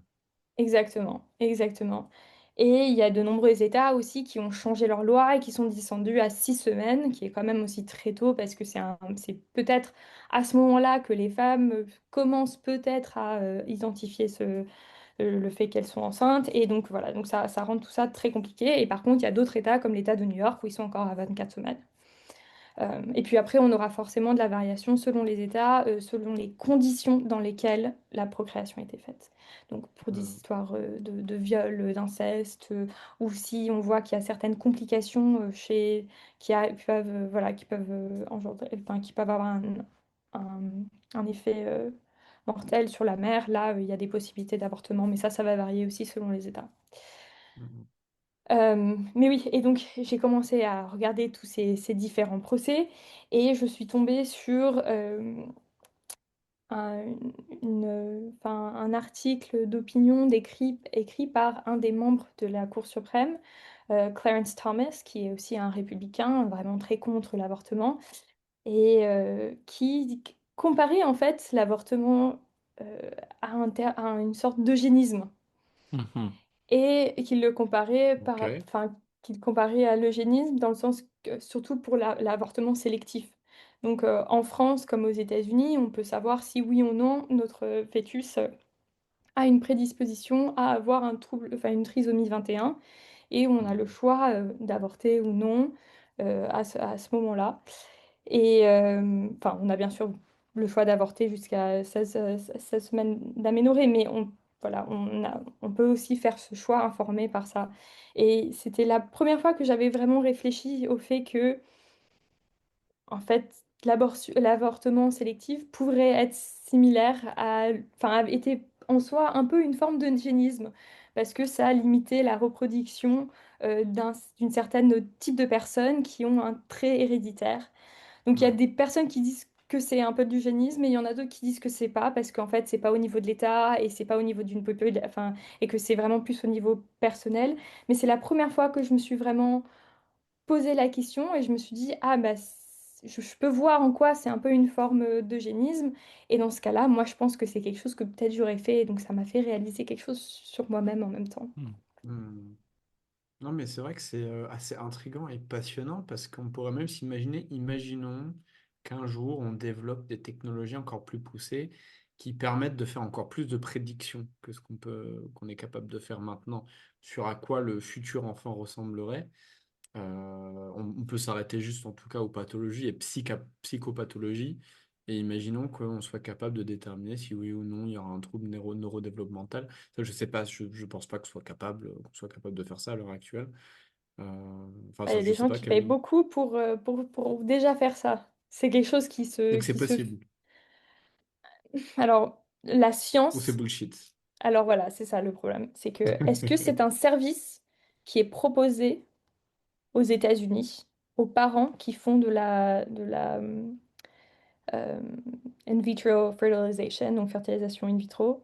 Oui, c'est quelque chose qui existe. Il y a des Ouais. compagnies comme Hearsight, Orchid, qui proposent ces services pour sélectionner des embryos, des embryons. Par contre, est-ce que ça Pour marche? Est-ce que ça marche? Là, la communauté scientifique précise qu'il n'y a aucune preuve que ça marche Ouais, ouais, vraiment, ouais. et que les données sur lesquelles ce type de sélection est faite, c'est pas des données qui prédisent très bien au niveau de l'individu. C'est des données Ouais. hein, que j'ai envie de dire que ont créé, parce que j'imagine qu'ils vont bientôt réutiliser certains des résultats que nous aussi on a produits en génétique, et qu'ils vont les mettre dans leur système pour essayer de Hmm. prédire la prédisposition d'une personne génétique à avoir des troubles externalisés, donc des problèmes de régulation de soi, abus de substances, Hmm. TDAH, etc. Je pense qu'ils vont sûrement utiliser nos résultats, parce que nos résultats, en fait, c'est public, on le partage avec plein d'autres chercheurs. Euh, mais est-ce que ça arrive vraiment, enfin, est-ce que leurs prédictions sont vraies? Non, au niveau de l'individu, pour nous, pour le moment, ce qui est clair, en tout cas en tant que dans le monde de la recherche, c'est que ces types de scores de prédiction polygénique prédisent au niveau de la population, mais pas vraiment au niveau de l'individu, et on voit énormément de variations. Donc c'est pas parce que quelqu'un a un D'accord. score de prédisposition génétique très élevé à être intelligent, à avoir un haut QI, qu'il n'en aura forcément. Et il faut se dire qu'il y a aussi plein d'autres facteurs, comme les facteurs environnementaux qui viennent en jeu. Donc, si tu vis dans un endroit, enfin, si, voilà, si tu es mal nourri et tu vis dans un endroit avec dans pauvreté extrême, t'as beau avoir une prédisposition génétique à avoir un haut QI, tu vas pas, sûrement pas arriver à ton maximum Un potentiel, cognitif. ouais. Hmm. Et ouais, donc du coup, imaginons que ça marche en tout cas mieux. C'est là Ouais, où je trouve ça un peu mind-blowing. ouais, Et bah, du coup, j'ai un peu envie de dire que c'est une forme d'eugénisme, même si c'est pas au niveau d'un État, même si c'est au niveau du choix personnel. Et jusqu'où on pourrait pousser le curseur de qu'est-ce qu'on sélectionne ou pas. Parce que si on dit, OK, on laisse le choix pour la trisomie 21, parce qu'effectivement, c'est un poids pour les parents ouais. euh, énorme de soins. Alors, en même temps, on sait que quelqu'un, et pour autant, on ne juge pas quelqu'un qui est atteint de ce problème comme inférieur. Au contraire, ce sont des êtres humains, tout comme nous, capables d'émotions et de vivre une existence riche et pleine. Et du coup, jusqu'où on pousserait le curseur de quel choix on fait dans ce qu'on désire ou pas d'un enfant. Ce Mm. qui, Aurélien, nous amène peut-être tout naturellement au prochain segment de C'est l'émission. parti. Qu'est-ce que Ouais, t'en ouais. dis? Allez, c'est parti. Parce que là, on arrive du coup à la question un peu deep. Du coup, ce qu'on avait pensé pour toi, c'était l'idée que la génétique est un champ qui peut parfois bousculer certaines de nos croyances. Et est-ce que tu sens bousculer toi-même parce que tu apprends et ce que tu découvres dans ton travail? Est-ce que ça te perturbe? Au plan moral, éthique. Ouais. Bah, je vais dire oui et non. Dans le jour, enfin voilà, d'une manière quotidienne, un peu moins, mais après, en termes de réflexion sur comment est-ce que les gens vont utiliser mes résultats et comment est-ce qu'ils Hmm. vont après les utiliser pour pousser un agenda qui va à l'encontre de mes croyances, c'est vrai que ça, c'est assez difficile et c'est difficile en fait de savoir aussi quel positionnement je devrais avoir en tant que chercheuse dans, enfin voilà, quand il y a ces choses qui arrivent. Et donc c'est vrai que oui, je me pose voilà, des questions sur comment les gens vont utiliser mes recherches, sur les effets, euh, sur en fait où est-ce que... Voilà, donc plutôt j'essaie de réfléchir, je réfléchis, je parle en même temps, donc il n'y a rien qui sort. Mais c'est... Si Ça elle se met reste. à parler en anglais, vous inquiétez pas, c'est pas comme les managers bullshit. Elle est franco-américaine, elle est bilingue enfance des deux langues, c'est normal. C'est un fonctionnement normal d'une Camille Williams, c'est docteur. vrai. Non, mais tu as fait étonnamment peu d'anglicisme au cours de l'interview. Je remarque que tu as fait un gros effort pour tout traduire en français. C'était pas mal. Merci. C'est gentil. J'essaie, franchement, j'essaie. Mais ouais, donc j'allais dire, il y a deux choses. Il y a, voilà, quel est le rôle que les chercheurs devraient avoir dans ces changements? Et après, il y a la question personnelle de bah, qu'est-ce que moi je pense qui serait acceptable? Et c'est vrai que je pense que c'est pas... C'est très difficile parce que voilà, pour la trisomie 21, je serais prête à utiliser cette information. Et d'ailleurs, j'ai utilisé cette information pour faire un choix de, de garder notre enfant avec Sacha. On a une Et information en live, j'étais pas au courant. Oui, c'est Vous assez entendez fou. ça? Et vous voyez, on se moque pas de vous dans ce podcast, hein. On envoie des infos en live.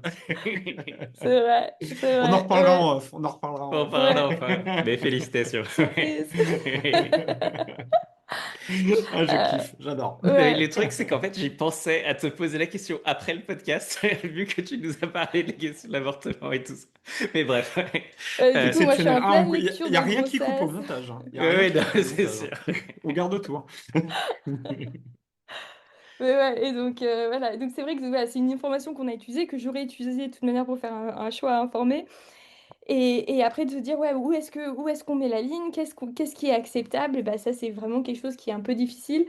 On sait que d'un point de vue, tout à l'heure je disais d'un point de vue scientifique, il y a pour tout ce qui est psychopathologie, intelligence, là nos scores de prédiction génétique ils sont pas très forts, mais par exemple il y a des tests monogéniques, hein. Donc monogéniques ils testent un gène pour savoir si une personne est prédisposée à avoir tel ou tel trait en utilisant un gène qui semble avoir une association forte. On peut penser au ApoE4 qui est associé à l'Alzheimer, ou le Mhm. BRCA1 et 2 genes qui sont eux associés à un cancer des ovaires et aussi du sein. Et donc c'est compréhensible que les gens, s'ils ont cette information, veulent s'en servir. Et en fait, il y a une étude aussi qui a été montrée, qui a été faite qui a été publiée dans Science en 2023, qui posait des questions justement à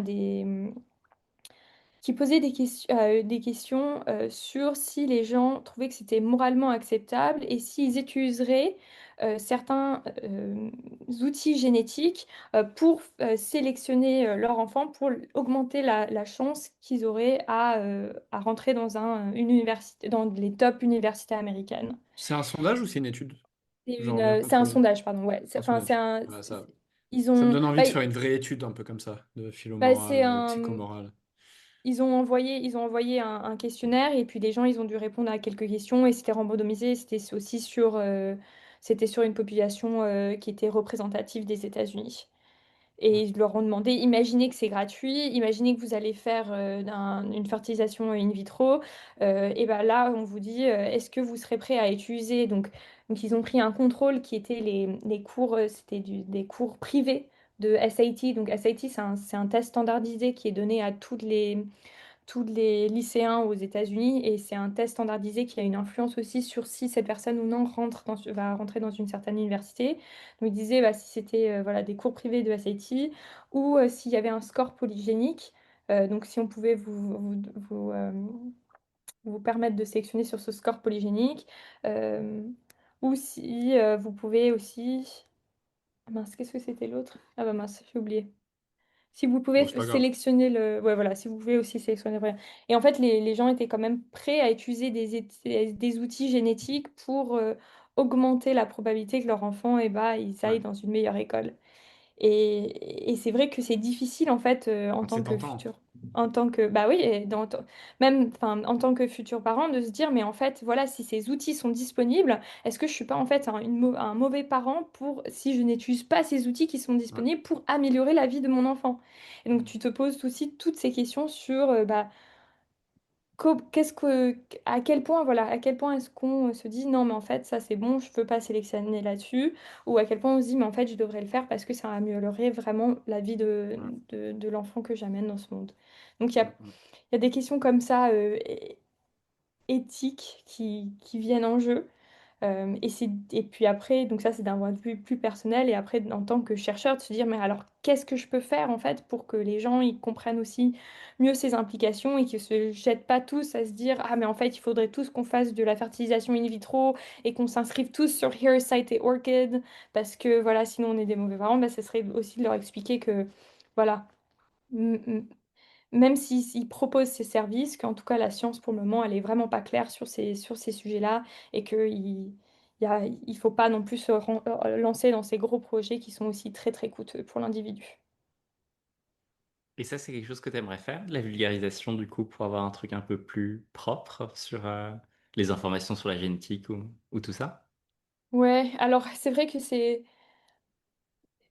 je sais pas si je m'engagerai à écrire des posts de blog réguliers là-dessus par exemple. Ouais. Il y a un nombre de chercheurs aussi qui le font déjà. Mais je fais partie du Public Science Committee du Behavioral Genetics Association qui, traite ces sujets-là et qui organise souvent, enfin j'organise aussi des séminaires où on a des chercheurs qui viennent parler de ces différents sujets. L'idée, c'est de parler en tant que chercheur et de personnes en génétique et de parler aussi de différentes techniques ou de moyens ou d'outils qui pourraient être utilisés pour mieux communiquer cette information à une population générale. Donc, je fais partie d'un réseau qui travaille un peu qui fait ses efforts, sans être moi-même personnellement impliquée sur un projet en particulier. Mais c'est vrai qu'il y a beaucoup de personnes qui sont très intéressées par ça et en fait, on peut le faire au niveau du chercheur, mais on peut aussi, et puis on peut le faire pour le public général, mais aussi on peut le faire au niveau des institutions, des journaux, Oui, etc. ouais, c'est sûr. Des, Ouais. des enseignants aussi, je pense que les enseignants ont un grand rôle à jouer là-dedans. Et aussi à Ouais. peut-être des fois déimmoraliser tout ce qui va avoir attrait aux études sur la génétique, dès que ça vient en plus toucher des choses très intimes de nous-mêmes, que ce soit notre intelligence, que ce soit notre personnalité. Je ne sais pas si toi, tu as déjà dû avoir affaire à ça dans ta vie, que ce soit sur les réseaux ou autre, de gens qui trouvent que ce que tu fais, c'est un peu border ou politique. Si, si, j'ai déjà eu un peu de ça. Jamais directement, toujours très indirectement. Donc, Sur on Twitter. m'a dit, ouais, ou sinon on m'a dit, bah là j'ai parlé à un labo à Paris, on m'avait invité pour parler un peu de mes recherches. Et à la fin, j'étais en train de parler avec la personne qui m'avait invité et il me disait, ah bah là, juste avant de au déjeuner, il y avait des gens qui sont venus me voir en me disant, mais pourquoi c'est bizarre d'avoir invité cette personne. Voilà, en fait, Hmm. il y a cette... Et puis, c'était là, il y a eu un peu une réaction similaire quand Paige Arden qui est une psychologue américaine qui travaille aussi en génétique comportementale, avec qui j'ai fait mon postdoc, elle avait fait une présentation en France, donc à l'ENS, donc au département d'études cognitives. Et j'avais une amie à l'époque qui était en train de faire son doctorat dans le département de biologie et elle m'a forwardé enfin, plein d'emails qui avaient été envoyés à propos de ce doc qui avait été diffusé en fait à l'ENL dans tous les départements, montrant que les biologistes étaient complètement répugnés par l'idée d'étudier des gènes qui seraient liés à la désinhibition. Hmm. Hmm. Et C'est donc, fou.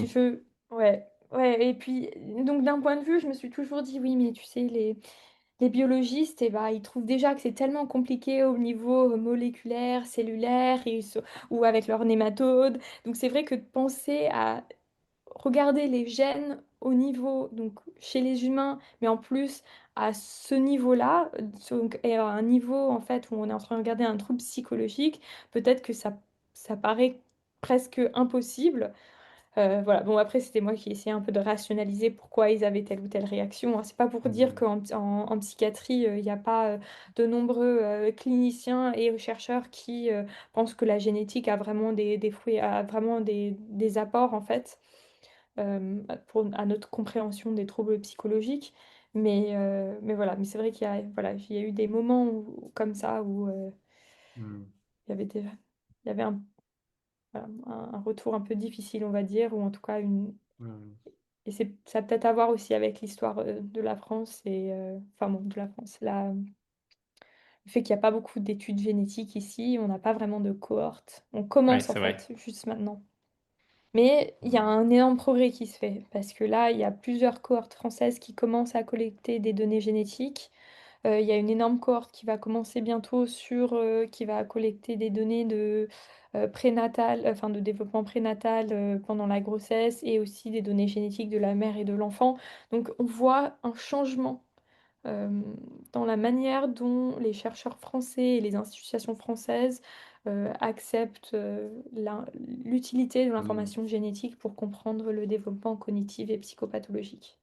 Hmm. J'essaierai de D'accord, c'est voir intéressant. en Finlande la perception un peu de là-dessus parce que alors j'ai des amis en département de biostatistique et de génétique avec qui je traîne assez souvent et, donc ils travaillent sur des alors je sais pas s'ils ont des données en tout cas biopsychologiques en tout cas pas biopsychologiques psychologie et pathologie mais en tout cas ils travaillent sur des traits d'autres traits qui sont pas liés à la psyché. Mais la Finlande, ils ont des énormes bases de données très très très très complètes sur plein de choses. Apparemment, ça fait partie. Je pense que c'est un peu moins bien que la UK Biobank, mais apparemment, c'est vraiment dans les tops de datasets exploitables. Et du coup, il y a plein de gens dans ces fields qui viennent dans les labos ici parce que ils ont accès à ces bases de données hyper chouettes. Je serais curieux de voir la perception en Finlande, s'il y a un peu cette même crainte vis-à-vis de la génétique. Là, en France, j'aurais l'impression, c'est vraiment au doigt mouillé, hein, Institut de psychométrie made in Geoffrey, il y a un peu la peur de qu'est-ce qu'on va faire avec ça. Tu vois, la peur de qu'est-ce qu'une mauvaise politique pourrait faire de ce genre de découvertes, de données et des usages un peu malveillants qu'il pourrait y avoir. Mais peut-être que c'est pas ça l'explication, mais c'est vraiment le sentiment que j'ai. Donc je serais curieux de voir en Finlande s'il y a aussi un peu ce côté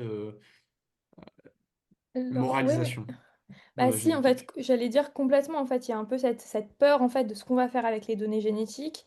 On sait, par exemple, la France, c'est un des seuls pays européens où je pense qu'on n'a pas le droit d'envoyer notre ADN à 23andMe, qui est une compagnie, en fait, qui analyse notre génome pour nous dire à quel point on est ancestralement similaire génétiquement à telle ou telle population, qui peut aussi nous faire des scores de prédiction génétique sur des résultats qui ont déjà été publiés en ligne, etc. Donc, il y a quand Hmm. même une réticence à utiliser cette information génétique. Je pense à un problème de sécurité de données aussi. Et il y a aussi une grosse peur de l'eugénisme qui fait que les gens ne souhaitent pas, euh, enfin, ne souhaitent pas forcément utiliser ces données génétiques. Et c'est peut-être pour ça que c'est plus facile d'un point de vue clinique euh, d'accepter l'utilisation de la génétique, surtout quand on se focalise sur, sur un ou quelques gènes, parce qu'on n'a pas toute l'information génétique de la personne. Mais c'est vrai que j'ai des collaborateurs à Oslo ou des personnes avec, que j'ai pu rencontrer qui font des recherches similairement, qui travaillent à Oslo et qui travaillent avec MOBA, qui est une cohorte de données norvégienne qui est très très prisée parce que ça a l'information génétique sur des enfants, je pense, je suis en train de regarder là, 110 000 enfants, et il y a plein d'informations génétiques aussi sur les parents de ces enfants. Donc ça veut dire qu'on peut faire, et donc en plus de cette information génétique, il y a des informations sur l'environnement de ces personnes et aussi sur le comportement de ces personnes, ainsi que des troubles psychopathologiques, problèmes physiques, développement, etc. Et donc ça fait que on a une base de données très riche pour regarder vraiment qu'est-ce qui serait expliqué par la génétique et qu'est-ce qui serait plus influencé par l'environnement.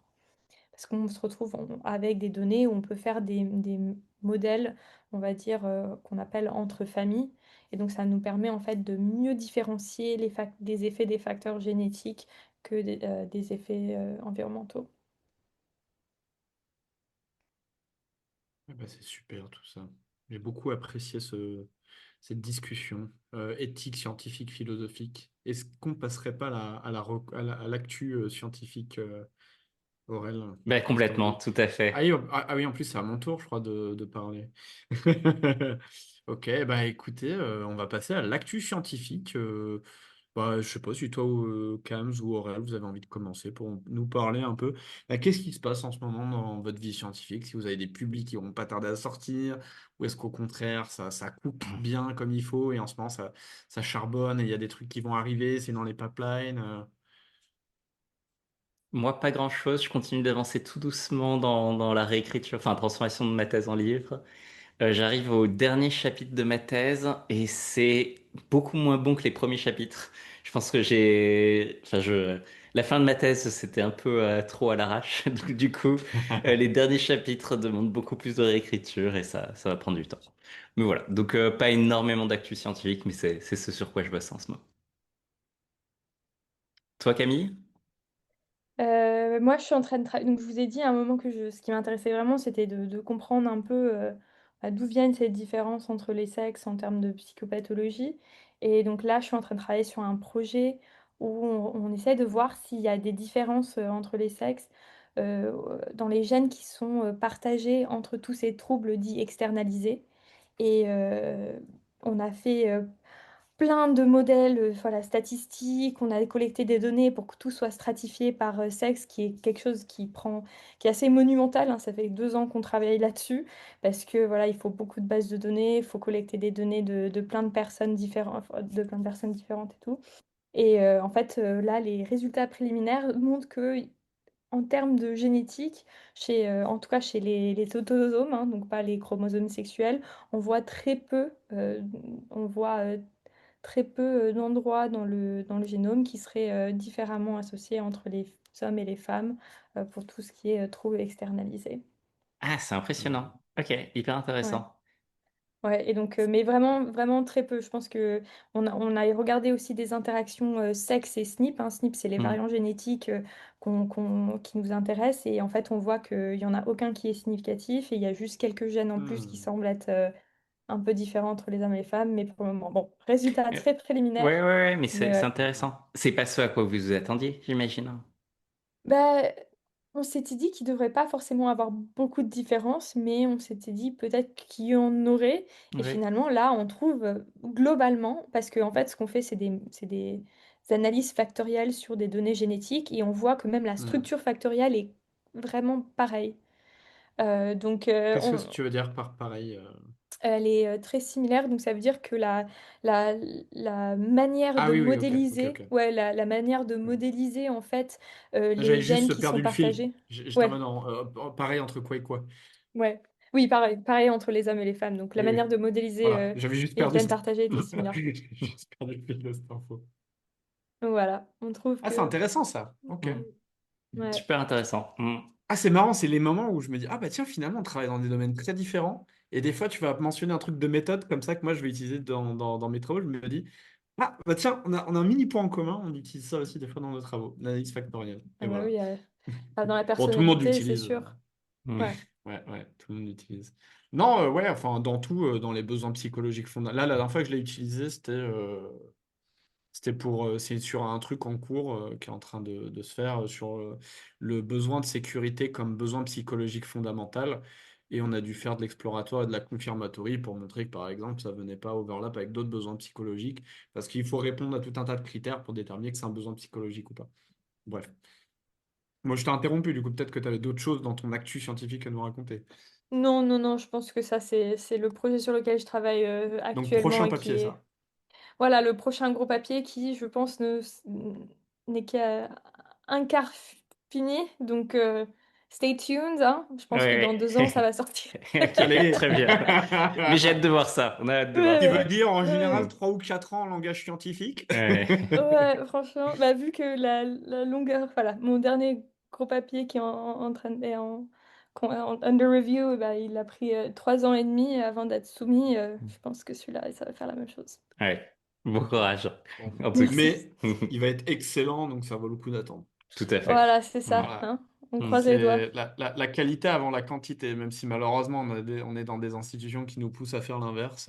C'est bien de savoir Ouais, voilà, que tu gardes un rythme de croisière sain pour faire de la qualité. merci, merci.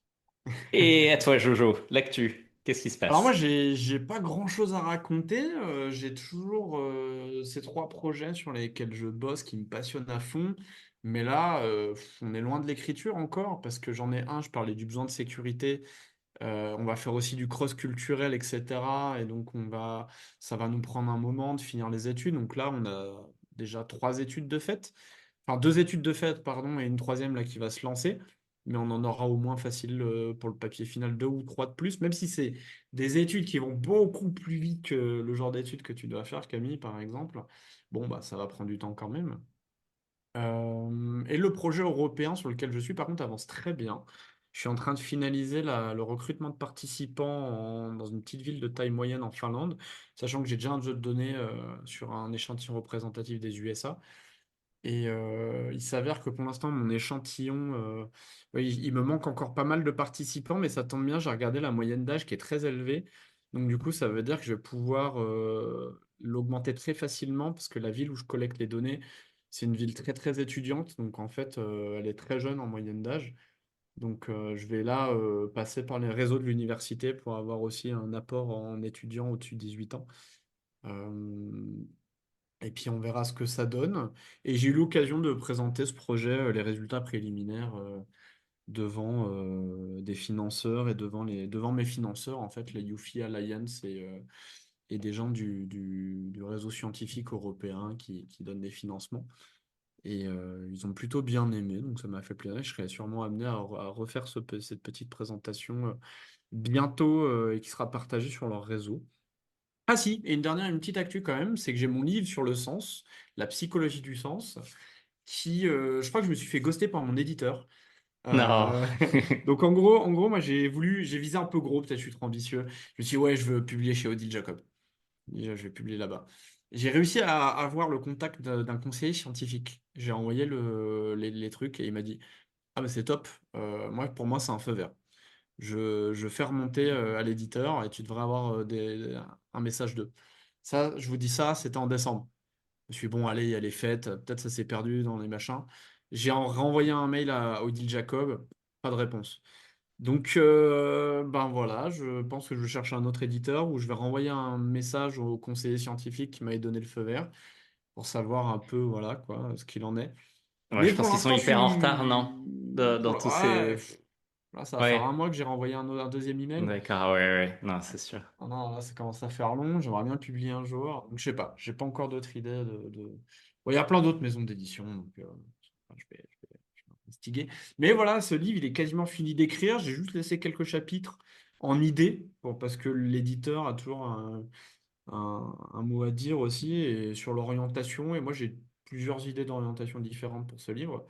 Donc, ça me dirait bien d'en discuter avec quelqu'un qui, ce que sera mon premier livre, qui a déjà un bon pied dans la maison d'édition, qui a une bonne idée de ce qu'il peut. Mon but, c'est que ça plaise aussi un peu au public, donc ça me dirait bien. Et si le livre marche bien en français, je pourrais le faire après publier en anglais, mais ça m'a fait du bien d'écrire en français. Je passe mon temps, bah, du coup, maintenant à devoir interagir en anglais, écrire en anglais. Je kiffe, j'adore faire de la science en anglais. Ça m'oblige à être très direct, très pragmatique, et on peut pas se cacher derrière des rideaux de fumée en faisant des belles phrases. Donc ça j'aime bien, mais juste d'écrire en français pour le livre, ah qu'est-ce que j'ai aimé.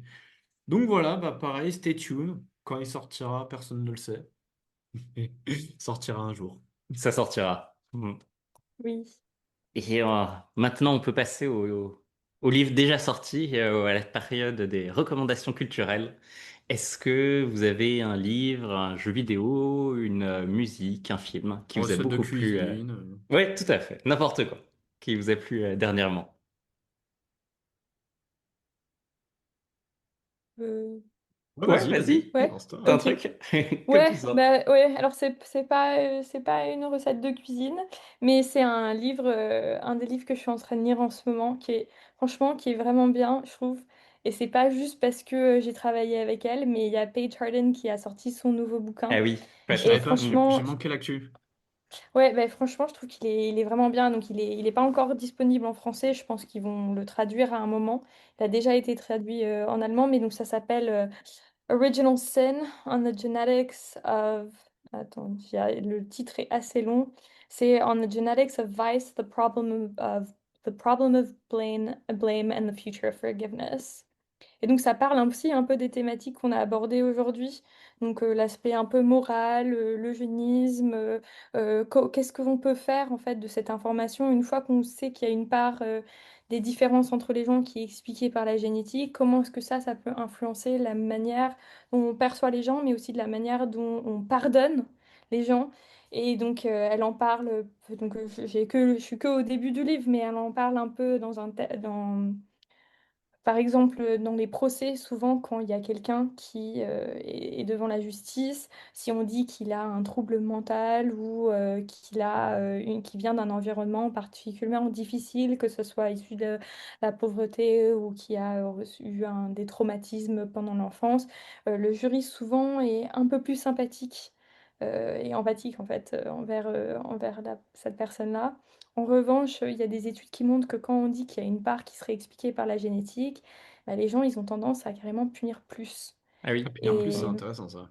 ouais, et c'est assez intéressant d'essayer de comprendre pourquoi. Donc la réponse, elle n'est pas exactement dans le livre, mais une idée, c'est que bah, les gens, voilà, ils se disent que bon, l'environnement, la santé mentale, ce sont des choses en fait, donc les troubles mentaux, ce sont des choses qui, nous arrivent à nous, donc c'est des choses en fait qui ont lieu, mais c'est pas des choses qui sont internes et qui sont complètement modifiables. Il y a un peu cette idée que voilà, quand on a des prédispositions génétiques, on a des il y a une certaine part de déterminisme, alors que c'est pas forcément vrai, ça va varier, c'est parce que voilà, ça va varier selon l'environnement, mais que donc peut-être les gens, seraient faudrait plus punir les gens qui ont ces prédispositions génétiques parce qu'ils ont l'impression que c'est vraiment inné à cette personne et c'est dans leur nature.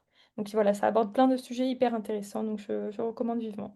Trop cool. Ouais, ouais. Et Bah, moi, j'avais déjà ça donne beaucoup envie. kiffé The Genetic Lottery, son premier bouquin. Donc, si Mm. c'est aussi bien que celui-là, je pense qu'il Je va être dirais top. qu'il est mieux, mais bon, Ah Ah, ouais? ça donne Ah, moi je envie. là, trouve qu'il est Mm. mieux. on fait monter la hype, là. Je trouve qu'il est mieux parce qu'en plus, elle a plein Mm. d'anecdotes hyper personnelles et ça ajoute une autre dimension au livre Ok, ouais, ouais. que j'apprécie beaucoup. Tiens, j'ai une Ok, trop question bien. pour toi en follow-up. Bon, déjà, ça a l'air d'être une personne tellement brillante. Ouais. Ça doit même être un peu effrayant, je pense, de bosser avec une personne comme elle. Ouais, en fait, elle arrive à mettre plein d'idées ensemble que tu t'y penserais pas forcément. Et c'est quelqu'un qui a, voilà, on va dire, un cerveau exceptionnel, qui arrive à avoir des super idées qui sont vraiment originales et qui sont aussi hyper intéressantes. Et à chaque fois qu'on se retrouve, voilà, pour discuter un peu, parce que je travaille encore beaucoup avec elle, vous savez, je me dis toujours, genre, ah là là, je vais amener des idées, mais mes idées, elles seront jamais aussi bonnes que Ouais, Paige. oh là là, ouais, ouais. Mais ça, dans la recherche, je pense on peut tous, dès qu'on bosse avec des gens hauts dans le field, qui pèsent, qui sont brillants, on doit avoir ce sentiment, ouais. Ouais. Et sinon, au-delà de ce côté très intelligente et tout, comment tu l'as trouvée en tant que personne à côtoyer, en tant qu'humaine? Bah, je trouve elle est très abordable. Ouais, Voilà, c'est quelqu'un aussi. Bon, il faut avoir un bon match, hein, tu vas pas avoir un super bon match avec tout le monde, mais pour le coup, c'est avec quelqu'un avec qui je me suis très bien entendue. Ça a été une super mentor et ça l'est toujours. Et je pense qu'on est très similaires et ça a été vraiment. Je me suis sentie très spéciale quand elle a dit qu'elle se voyait un peu en moi, Trop comme classe. étant. mignon! C'est trop Mais chou. Genre, moi, ah, à mes j'espère! yeux, à mes yeux, tu es la future Catherine Page Allen. Ah, putain. Ah. Bah, je sais pas si je le montrerai à la fille, mais bon, on verra bien. Ouais, c'est trop En tout cool. Mm. Ouais. Non, vraiment, Ok. c'est super de travailler avec elle. Et je recommande vivement son livre, pas seulement parce que c'est quelqu'un avec qui je travaille, mais parce que vraiment, je trouve que elle se pose plein de questions hyper intéressantes qui te font vraiment réfléchir. Non, non, je confirme, rien que le premier, par exemple, était génial parce que moi, j'ai appris déjà plein de choses sur la génétique que j'ai sans doute déjà oublié depuis, malheureusement. Mais, Ah, mais par contre, j'ai vraiment, mais bien, enfin, c'est bien resté en tête le cadre général de ce qu'elle expliquait. Et surtout, ce que j'aime beaucoup, c'est que c'est pas juste une vulgarisation d'une thématique, c'est aussi toutes les réflexions qui entourent cette thématique. ouais. Et donc, comme le titre l'indique, de Genetic Lottery, c'était vraiment dans l'idée des inégalités, en fait. Il y a des inégalités bah, on ne choisit pas de naître. Moi, j'ai pas choisi de naître dans un environnement socialement plutôt défavorisé, avec des gens avec des troubles ou des addictions. Et on ne choisit pas non plus sa génétique. Qu'est-ce qu'on fait de ça dans la société, dans les réflexions sur l'égalité et sur la justice? Donc voilà, donc ce premier livre était très bien. Donc si le deuxième il est encore mieux. Ouais. Trop bien. Geoffrey, une recommandation culturelle? Bon, je vais faire très court, moi. C'est un truc que j'ai revisionné il n'y a pas longtemps et je me suis rendu compte à quel point beaucoup de gens ne connaissaient pas et moi je trouve ça dommage de passer à côté. Euh, Comme vous en doutez, dans mes goûts souvent un peu alternatifs ou décalés, si je vous parle de mes peintres favoris, vous ne serez pas surpris d'apprendre que dedans, vous retrouvez Salvador Dali, que vous allez retrouver Magritte, que vous allez retrouver Ben Chizky et que vous allez retrouver Jérôme Bosch. Bon, rien d'étonnant jusqu'à là, hein. Ben Euh, Chizky. Attends, je suis pas sûr d'avoir ouais. compris. Je sais Ben pas qui Chizky, c'est. ouais. C'est peut-être le moins connu des quatre. C'est un peintre polonais. Je vous reconnais. Juste tapez son nom sur Google Ok. et écrivez ça comme ça se prononce Ben Chizky. C'est pas exactement l'orthographe polonaise, vous allez trouver. Et c'est quelqu'un qui a peint des environnements, on va dire, presque Mm. métaphysiques. Quand tu vois ça, chope ce sentiment de... Il a peint un autre univers, une autre dimension, un peu horrifique par moment, voire même très souvent, et qui te donne une impression, ce sentiment d'étrangeté ou de j'ai jamais vu ça de ma vie. Donc c'est très très fort en termes de sentiments, et j'en ai jamais vu en vrai malheureusement, mais j'espère vraiment avoir l'occasion de voir ça un jour. Bref, et je remarque souvent quand ça m'arrive de parler de ces sujets avec des potes, j'aime bien avoir ces petites anecdotes. Vous saviez que Dali il avait fait une collaboration avec Disney? Donc en général, les gens ils font comment ça, une collaboration avec Disney? Et en fait, il s'avère qu'un jour, il y avait une rétrospective à Pompidou, et j'ai eu la chance de découvrir ça. Et en fait, un jour, Salvador Dali, il a vu le film Dumbo. Et il y a une scène un peu surréaliste avec Dumbo, il a bu du champagne et il voit des éléphants roses. Et cette scène, elle est incroyable. Rien que pour ça, ce film, il est exceptionnel. Et Dali, il a vu ça, il a dit oh, mais Disney, c'est un surréaliste. Et il a contacté Disney, il a dit on fait un truc ensemble. Et donc, ils ont fait un court-métrage, mais il n'était pas. En gros, il manquait que la partie post-prod. Mais malheureusement, je pense les deux étaient sans doute un peu mégalos. Je ne sais pas ce qui s'est passé, ça s'est perdu dans les archives, dans les cartons. Et des années plus tard, dans les archives de Dali, on a retrouvé les rushs, on a retrouvé le truc. Donc, ils ont fait juste un chouïa de montage et de post-prod. Et maintenant, si vous regardez Destino, vous pouvez le trouver sur YouTube, et ben vous trouvez ça. Et c'est la fusion exacte du style de Dali, mais qui prend vie dans un style animation Disney. Ça dure 7-8 minutes, peut-être 10, je crois. Donc c'est très court, avec une belle musique. Et je recommande ça. Voilà. Mini court-métrage à regarder, que je trouve poétique, beau dans le style de Dali et de Disney. Trop bien. Trop cool. Je pense que j'ai vu ça à l'exposition, une expo de Dali sur Paris aussi il y a quelques années. Peut-être la même que toi, La, mais la rétrospective à Pompidou, non? c'est possible, je me souviens plus. Mais Il y a longtemps, il y a au ouais. moins. Ah, j'aime pas quand on compte les années en dizaines, hein. Quand on était jeune, en tout cas, quelque chose Ah, il y a comme plus de ça. 10 ans en tout cas, ouais. Ouais, J'étais en licence, je m'en rappelle. ouais, ouais, Bref, ça doit voilà. être la même. C'est Marocco. Mm. Et moi, je vais faire une recommandation musicale. En ce moment, j'écoute du bardcore. Donc, c'est des reprises médiévales de chansons pop contemporaines. Oh. Et une artiste que j'aime beaucoup, c'est Hildegard von Bingen. Ah Euh, oui, la mystique. ouais, ben en fait, ouais, du coup, parodie sur le nom de la mystique. Mais donc, c'est une chanteuse qui fait des reprises de vraiment les chansons les plus pop que vous puissiez imaginer. Donc, enfin, The Weeknd ou de n'importe quoi. Et du coup, mais avec une ambiance médiévale. Elle a une voix magnifique et je trouve ça très très chouette en général. C'est drôle, c'est très drôle. Ah, Enfin, il j'adore. vaut Ah, mieux j'irai déjà écouter. connaître les chansons pop avant d'écouter ça, mais c'est très cool. Trop bien. Ok. Ah, super Rocco. J'adore. Ah, je vais... Ah, je vais... Ah, je vais écouter ça. Content d'avoir fait un adepte. Très bien. Et bon, on Bon, arrive à la fin de notre épisode, là. On peut se ouais, dire au revoir. c'était vraiment trop cool de t'avoir, Camille. C'était super intéressant pour nous et je pense pour les auditeurs aussi. Donc vraiment merci énormément d'avoir été là. Mm. Bah, Ouais. merci beaucoup pour l'invitation. C'était super de vous voir aussi, pouvoir parler un peu de mes travaux et puis bah, surtout de discuter avec vous. Donc Mm. Et j'espère que d'apprendre en ça plein sera cool. live que tu vas être Oui. maman. Oui, c'est vrai. Ah, ah. Voilà. Donc Bon, on mais va se ça. presser de dire au revoir aux auditeurs, Oui, aux c'est ça, auditrices, exactement. et on va parler de ça. Allez, salut, à la Salut. prochaine. Salut.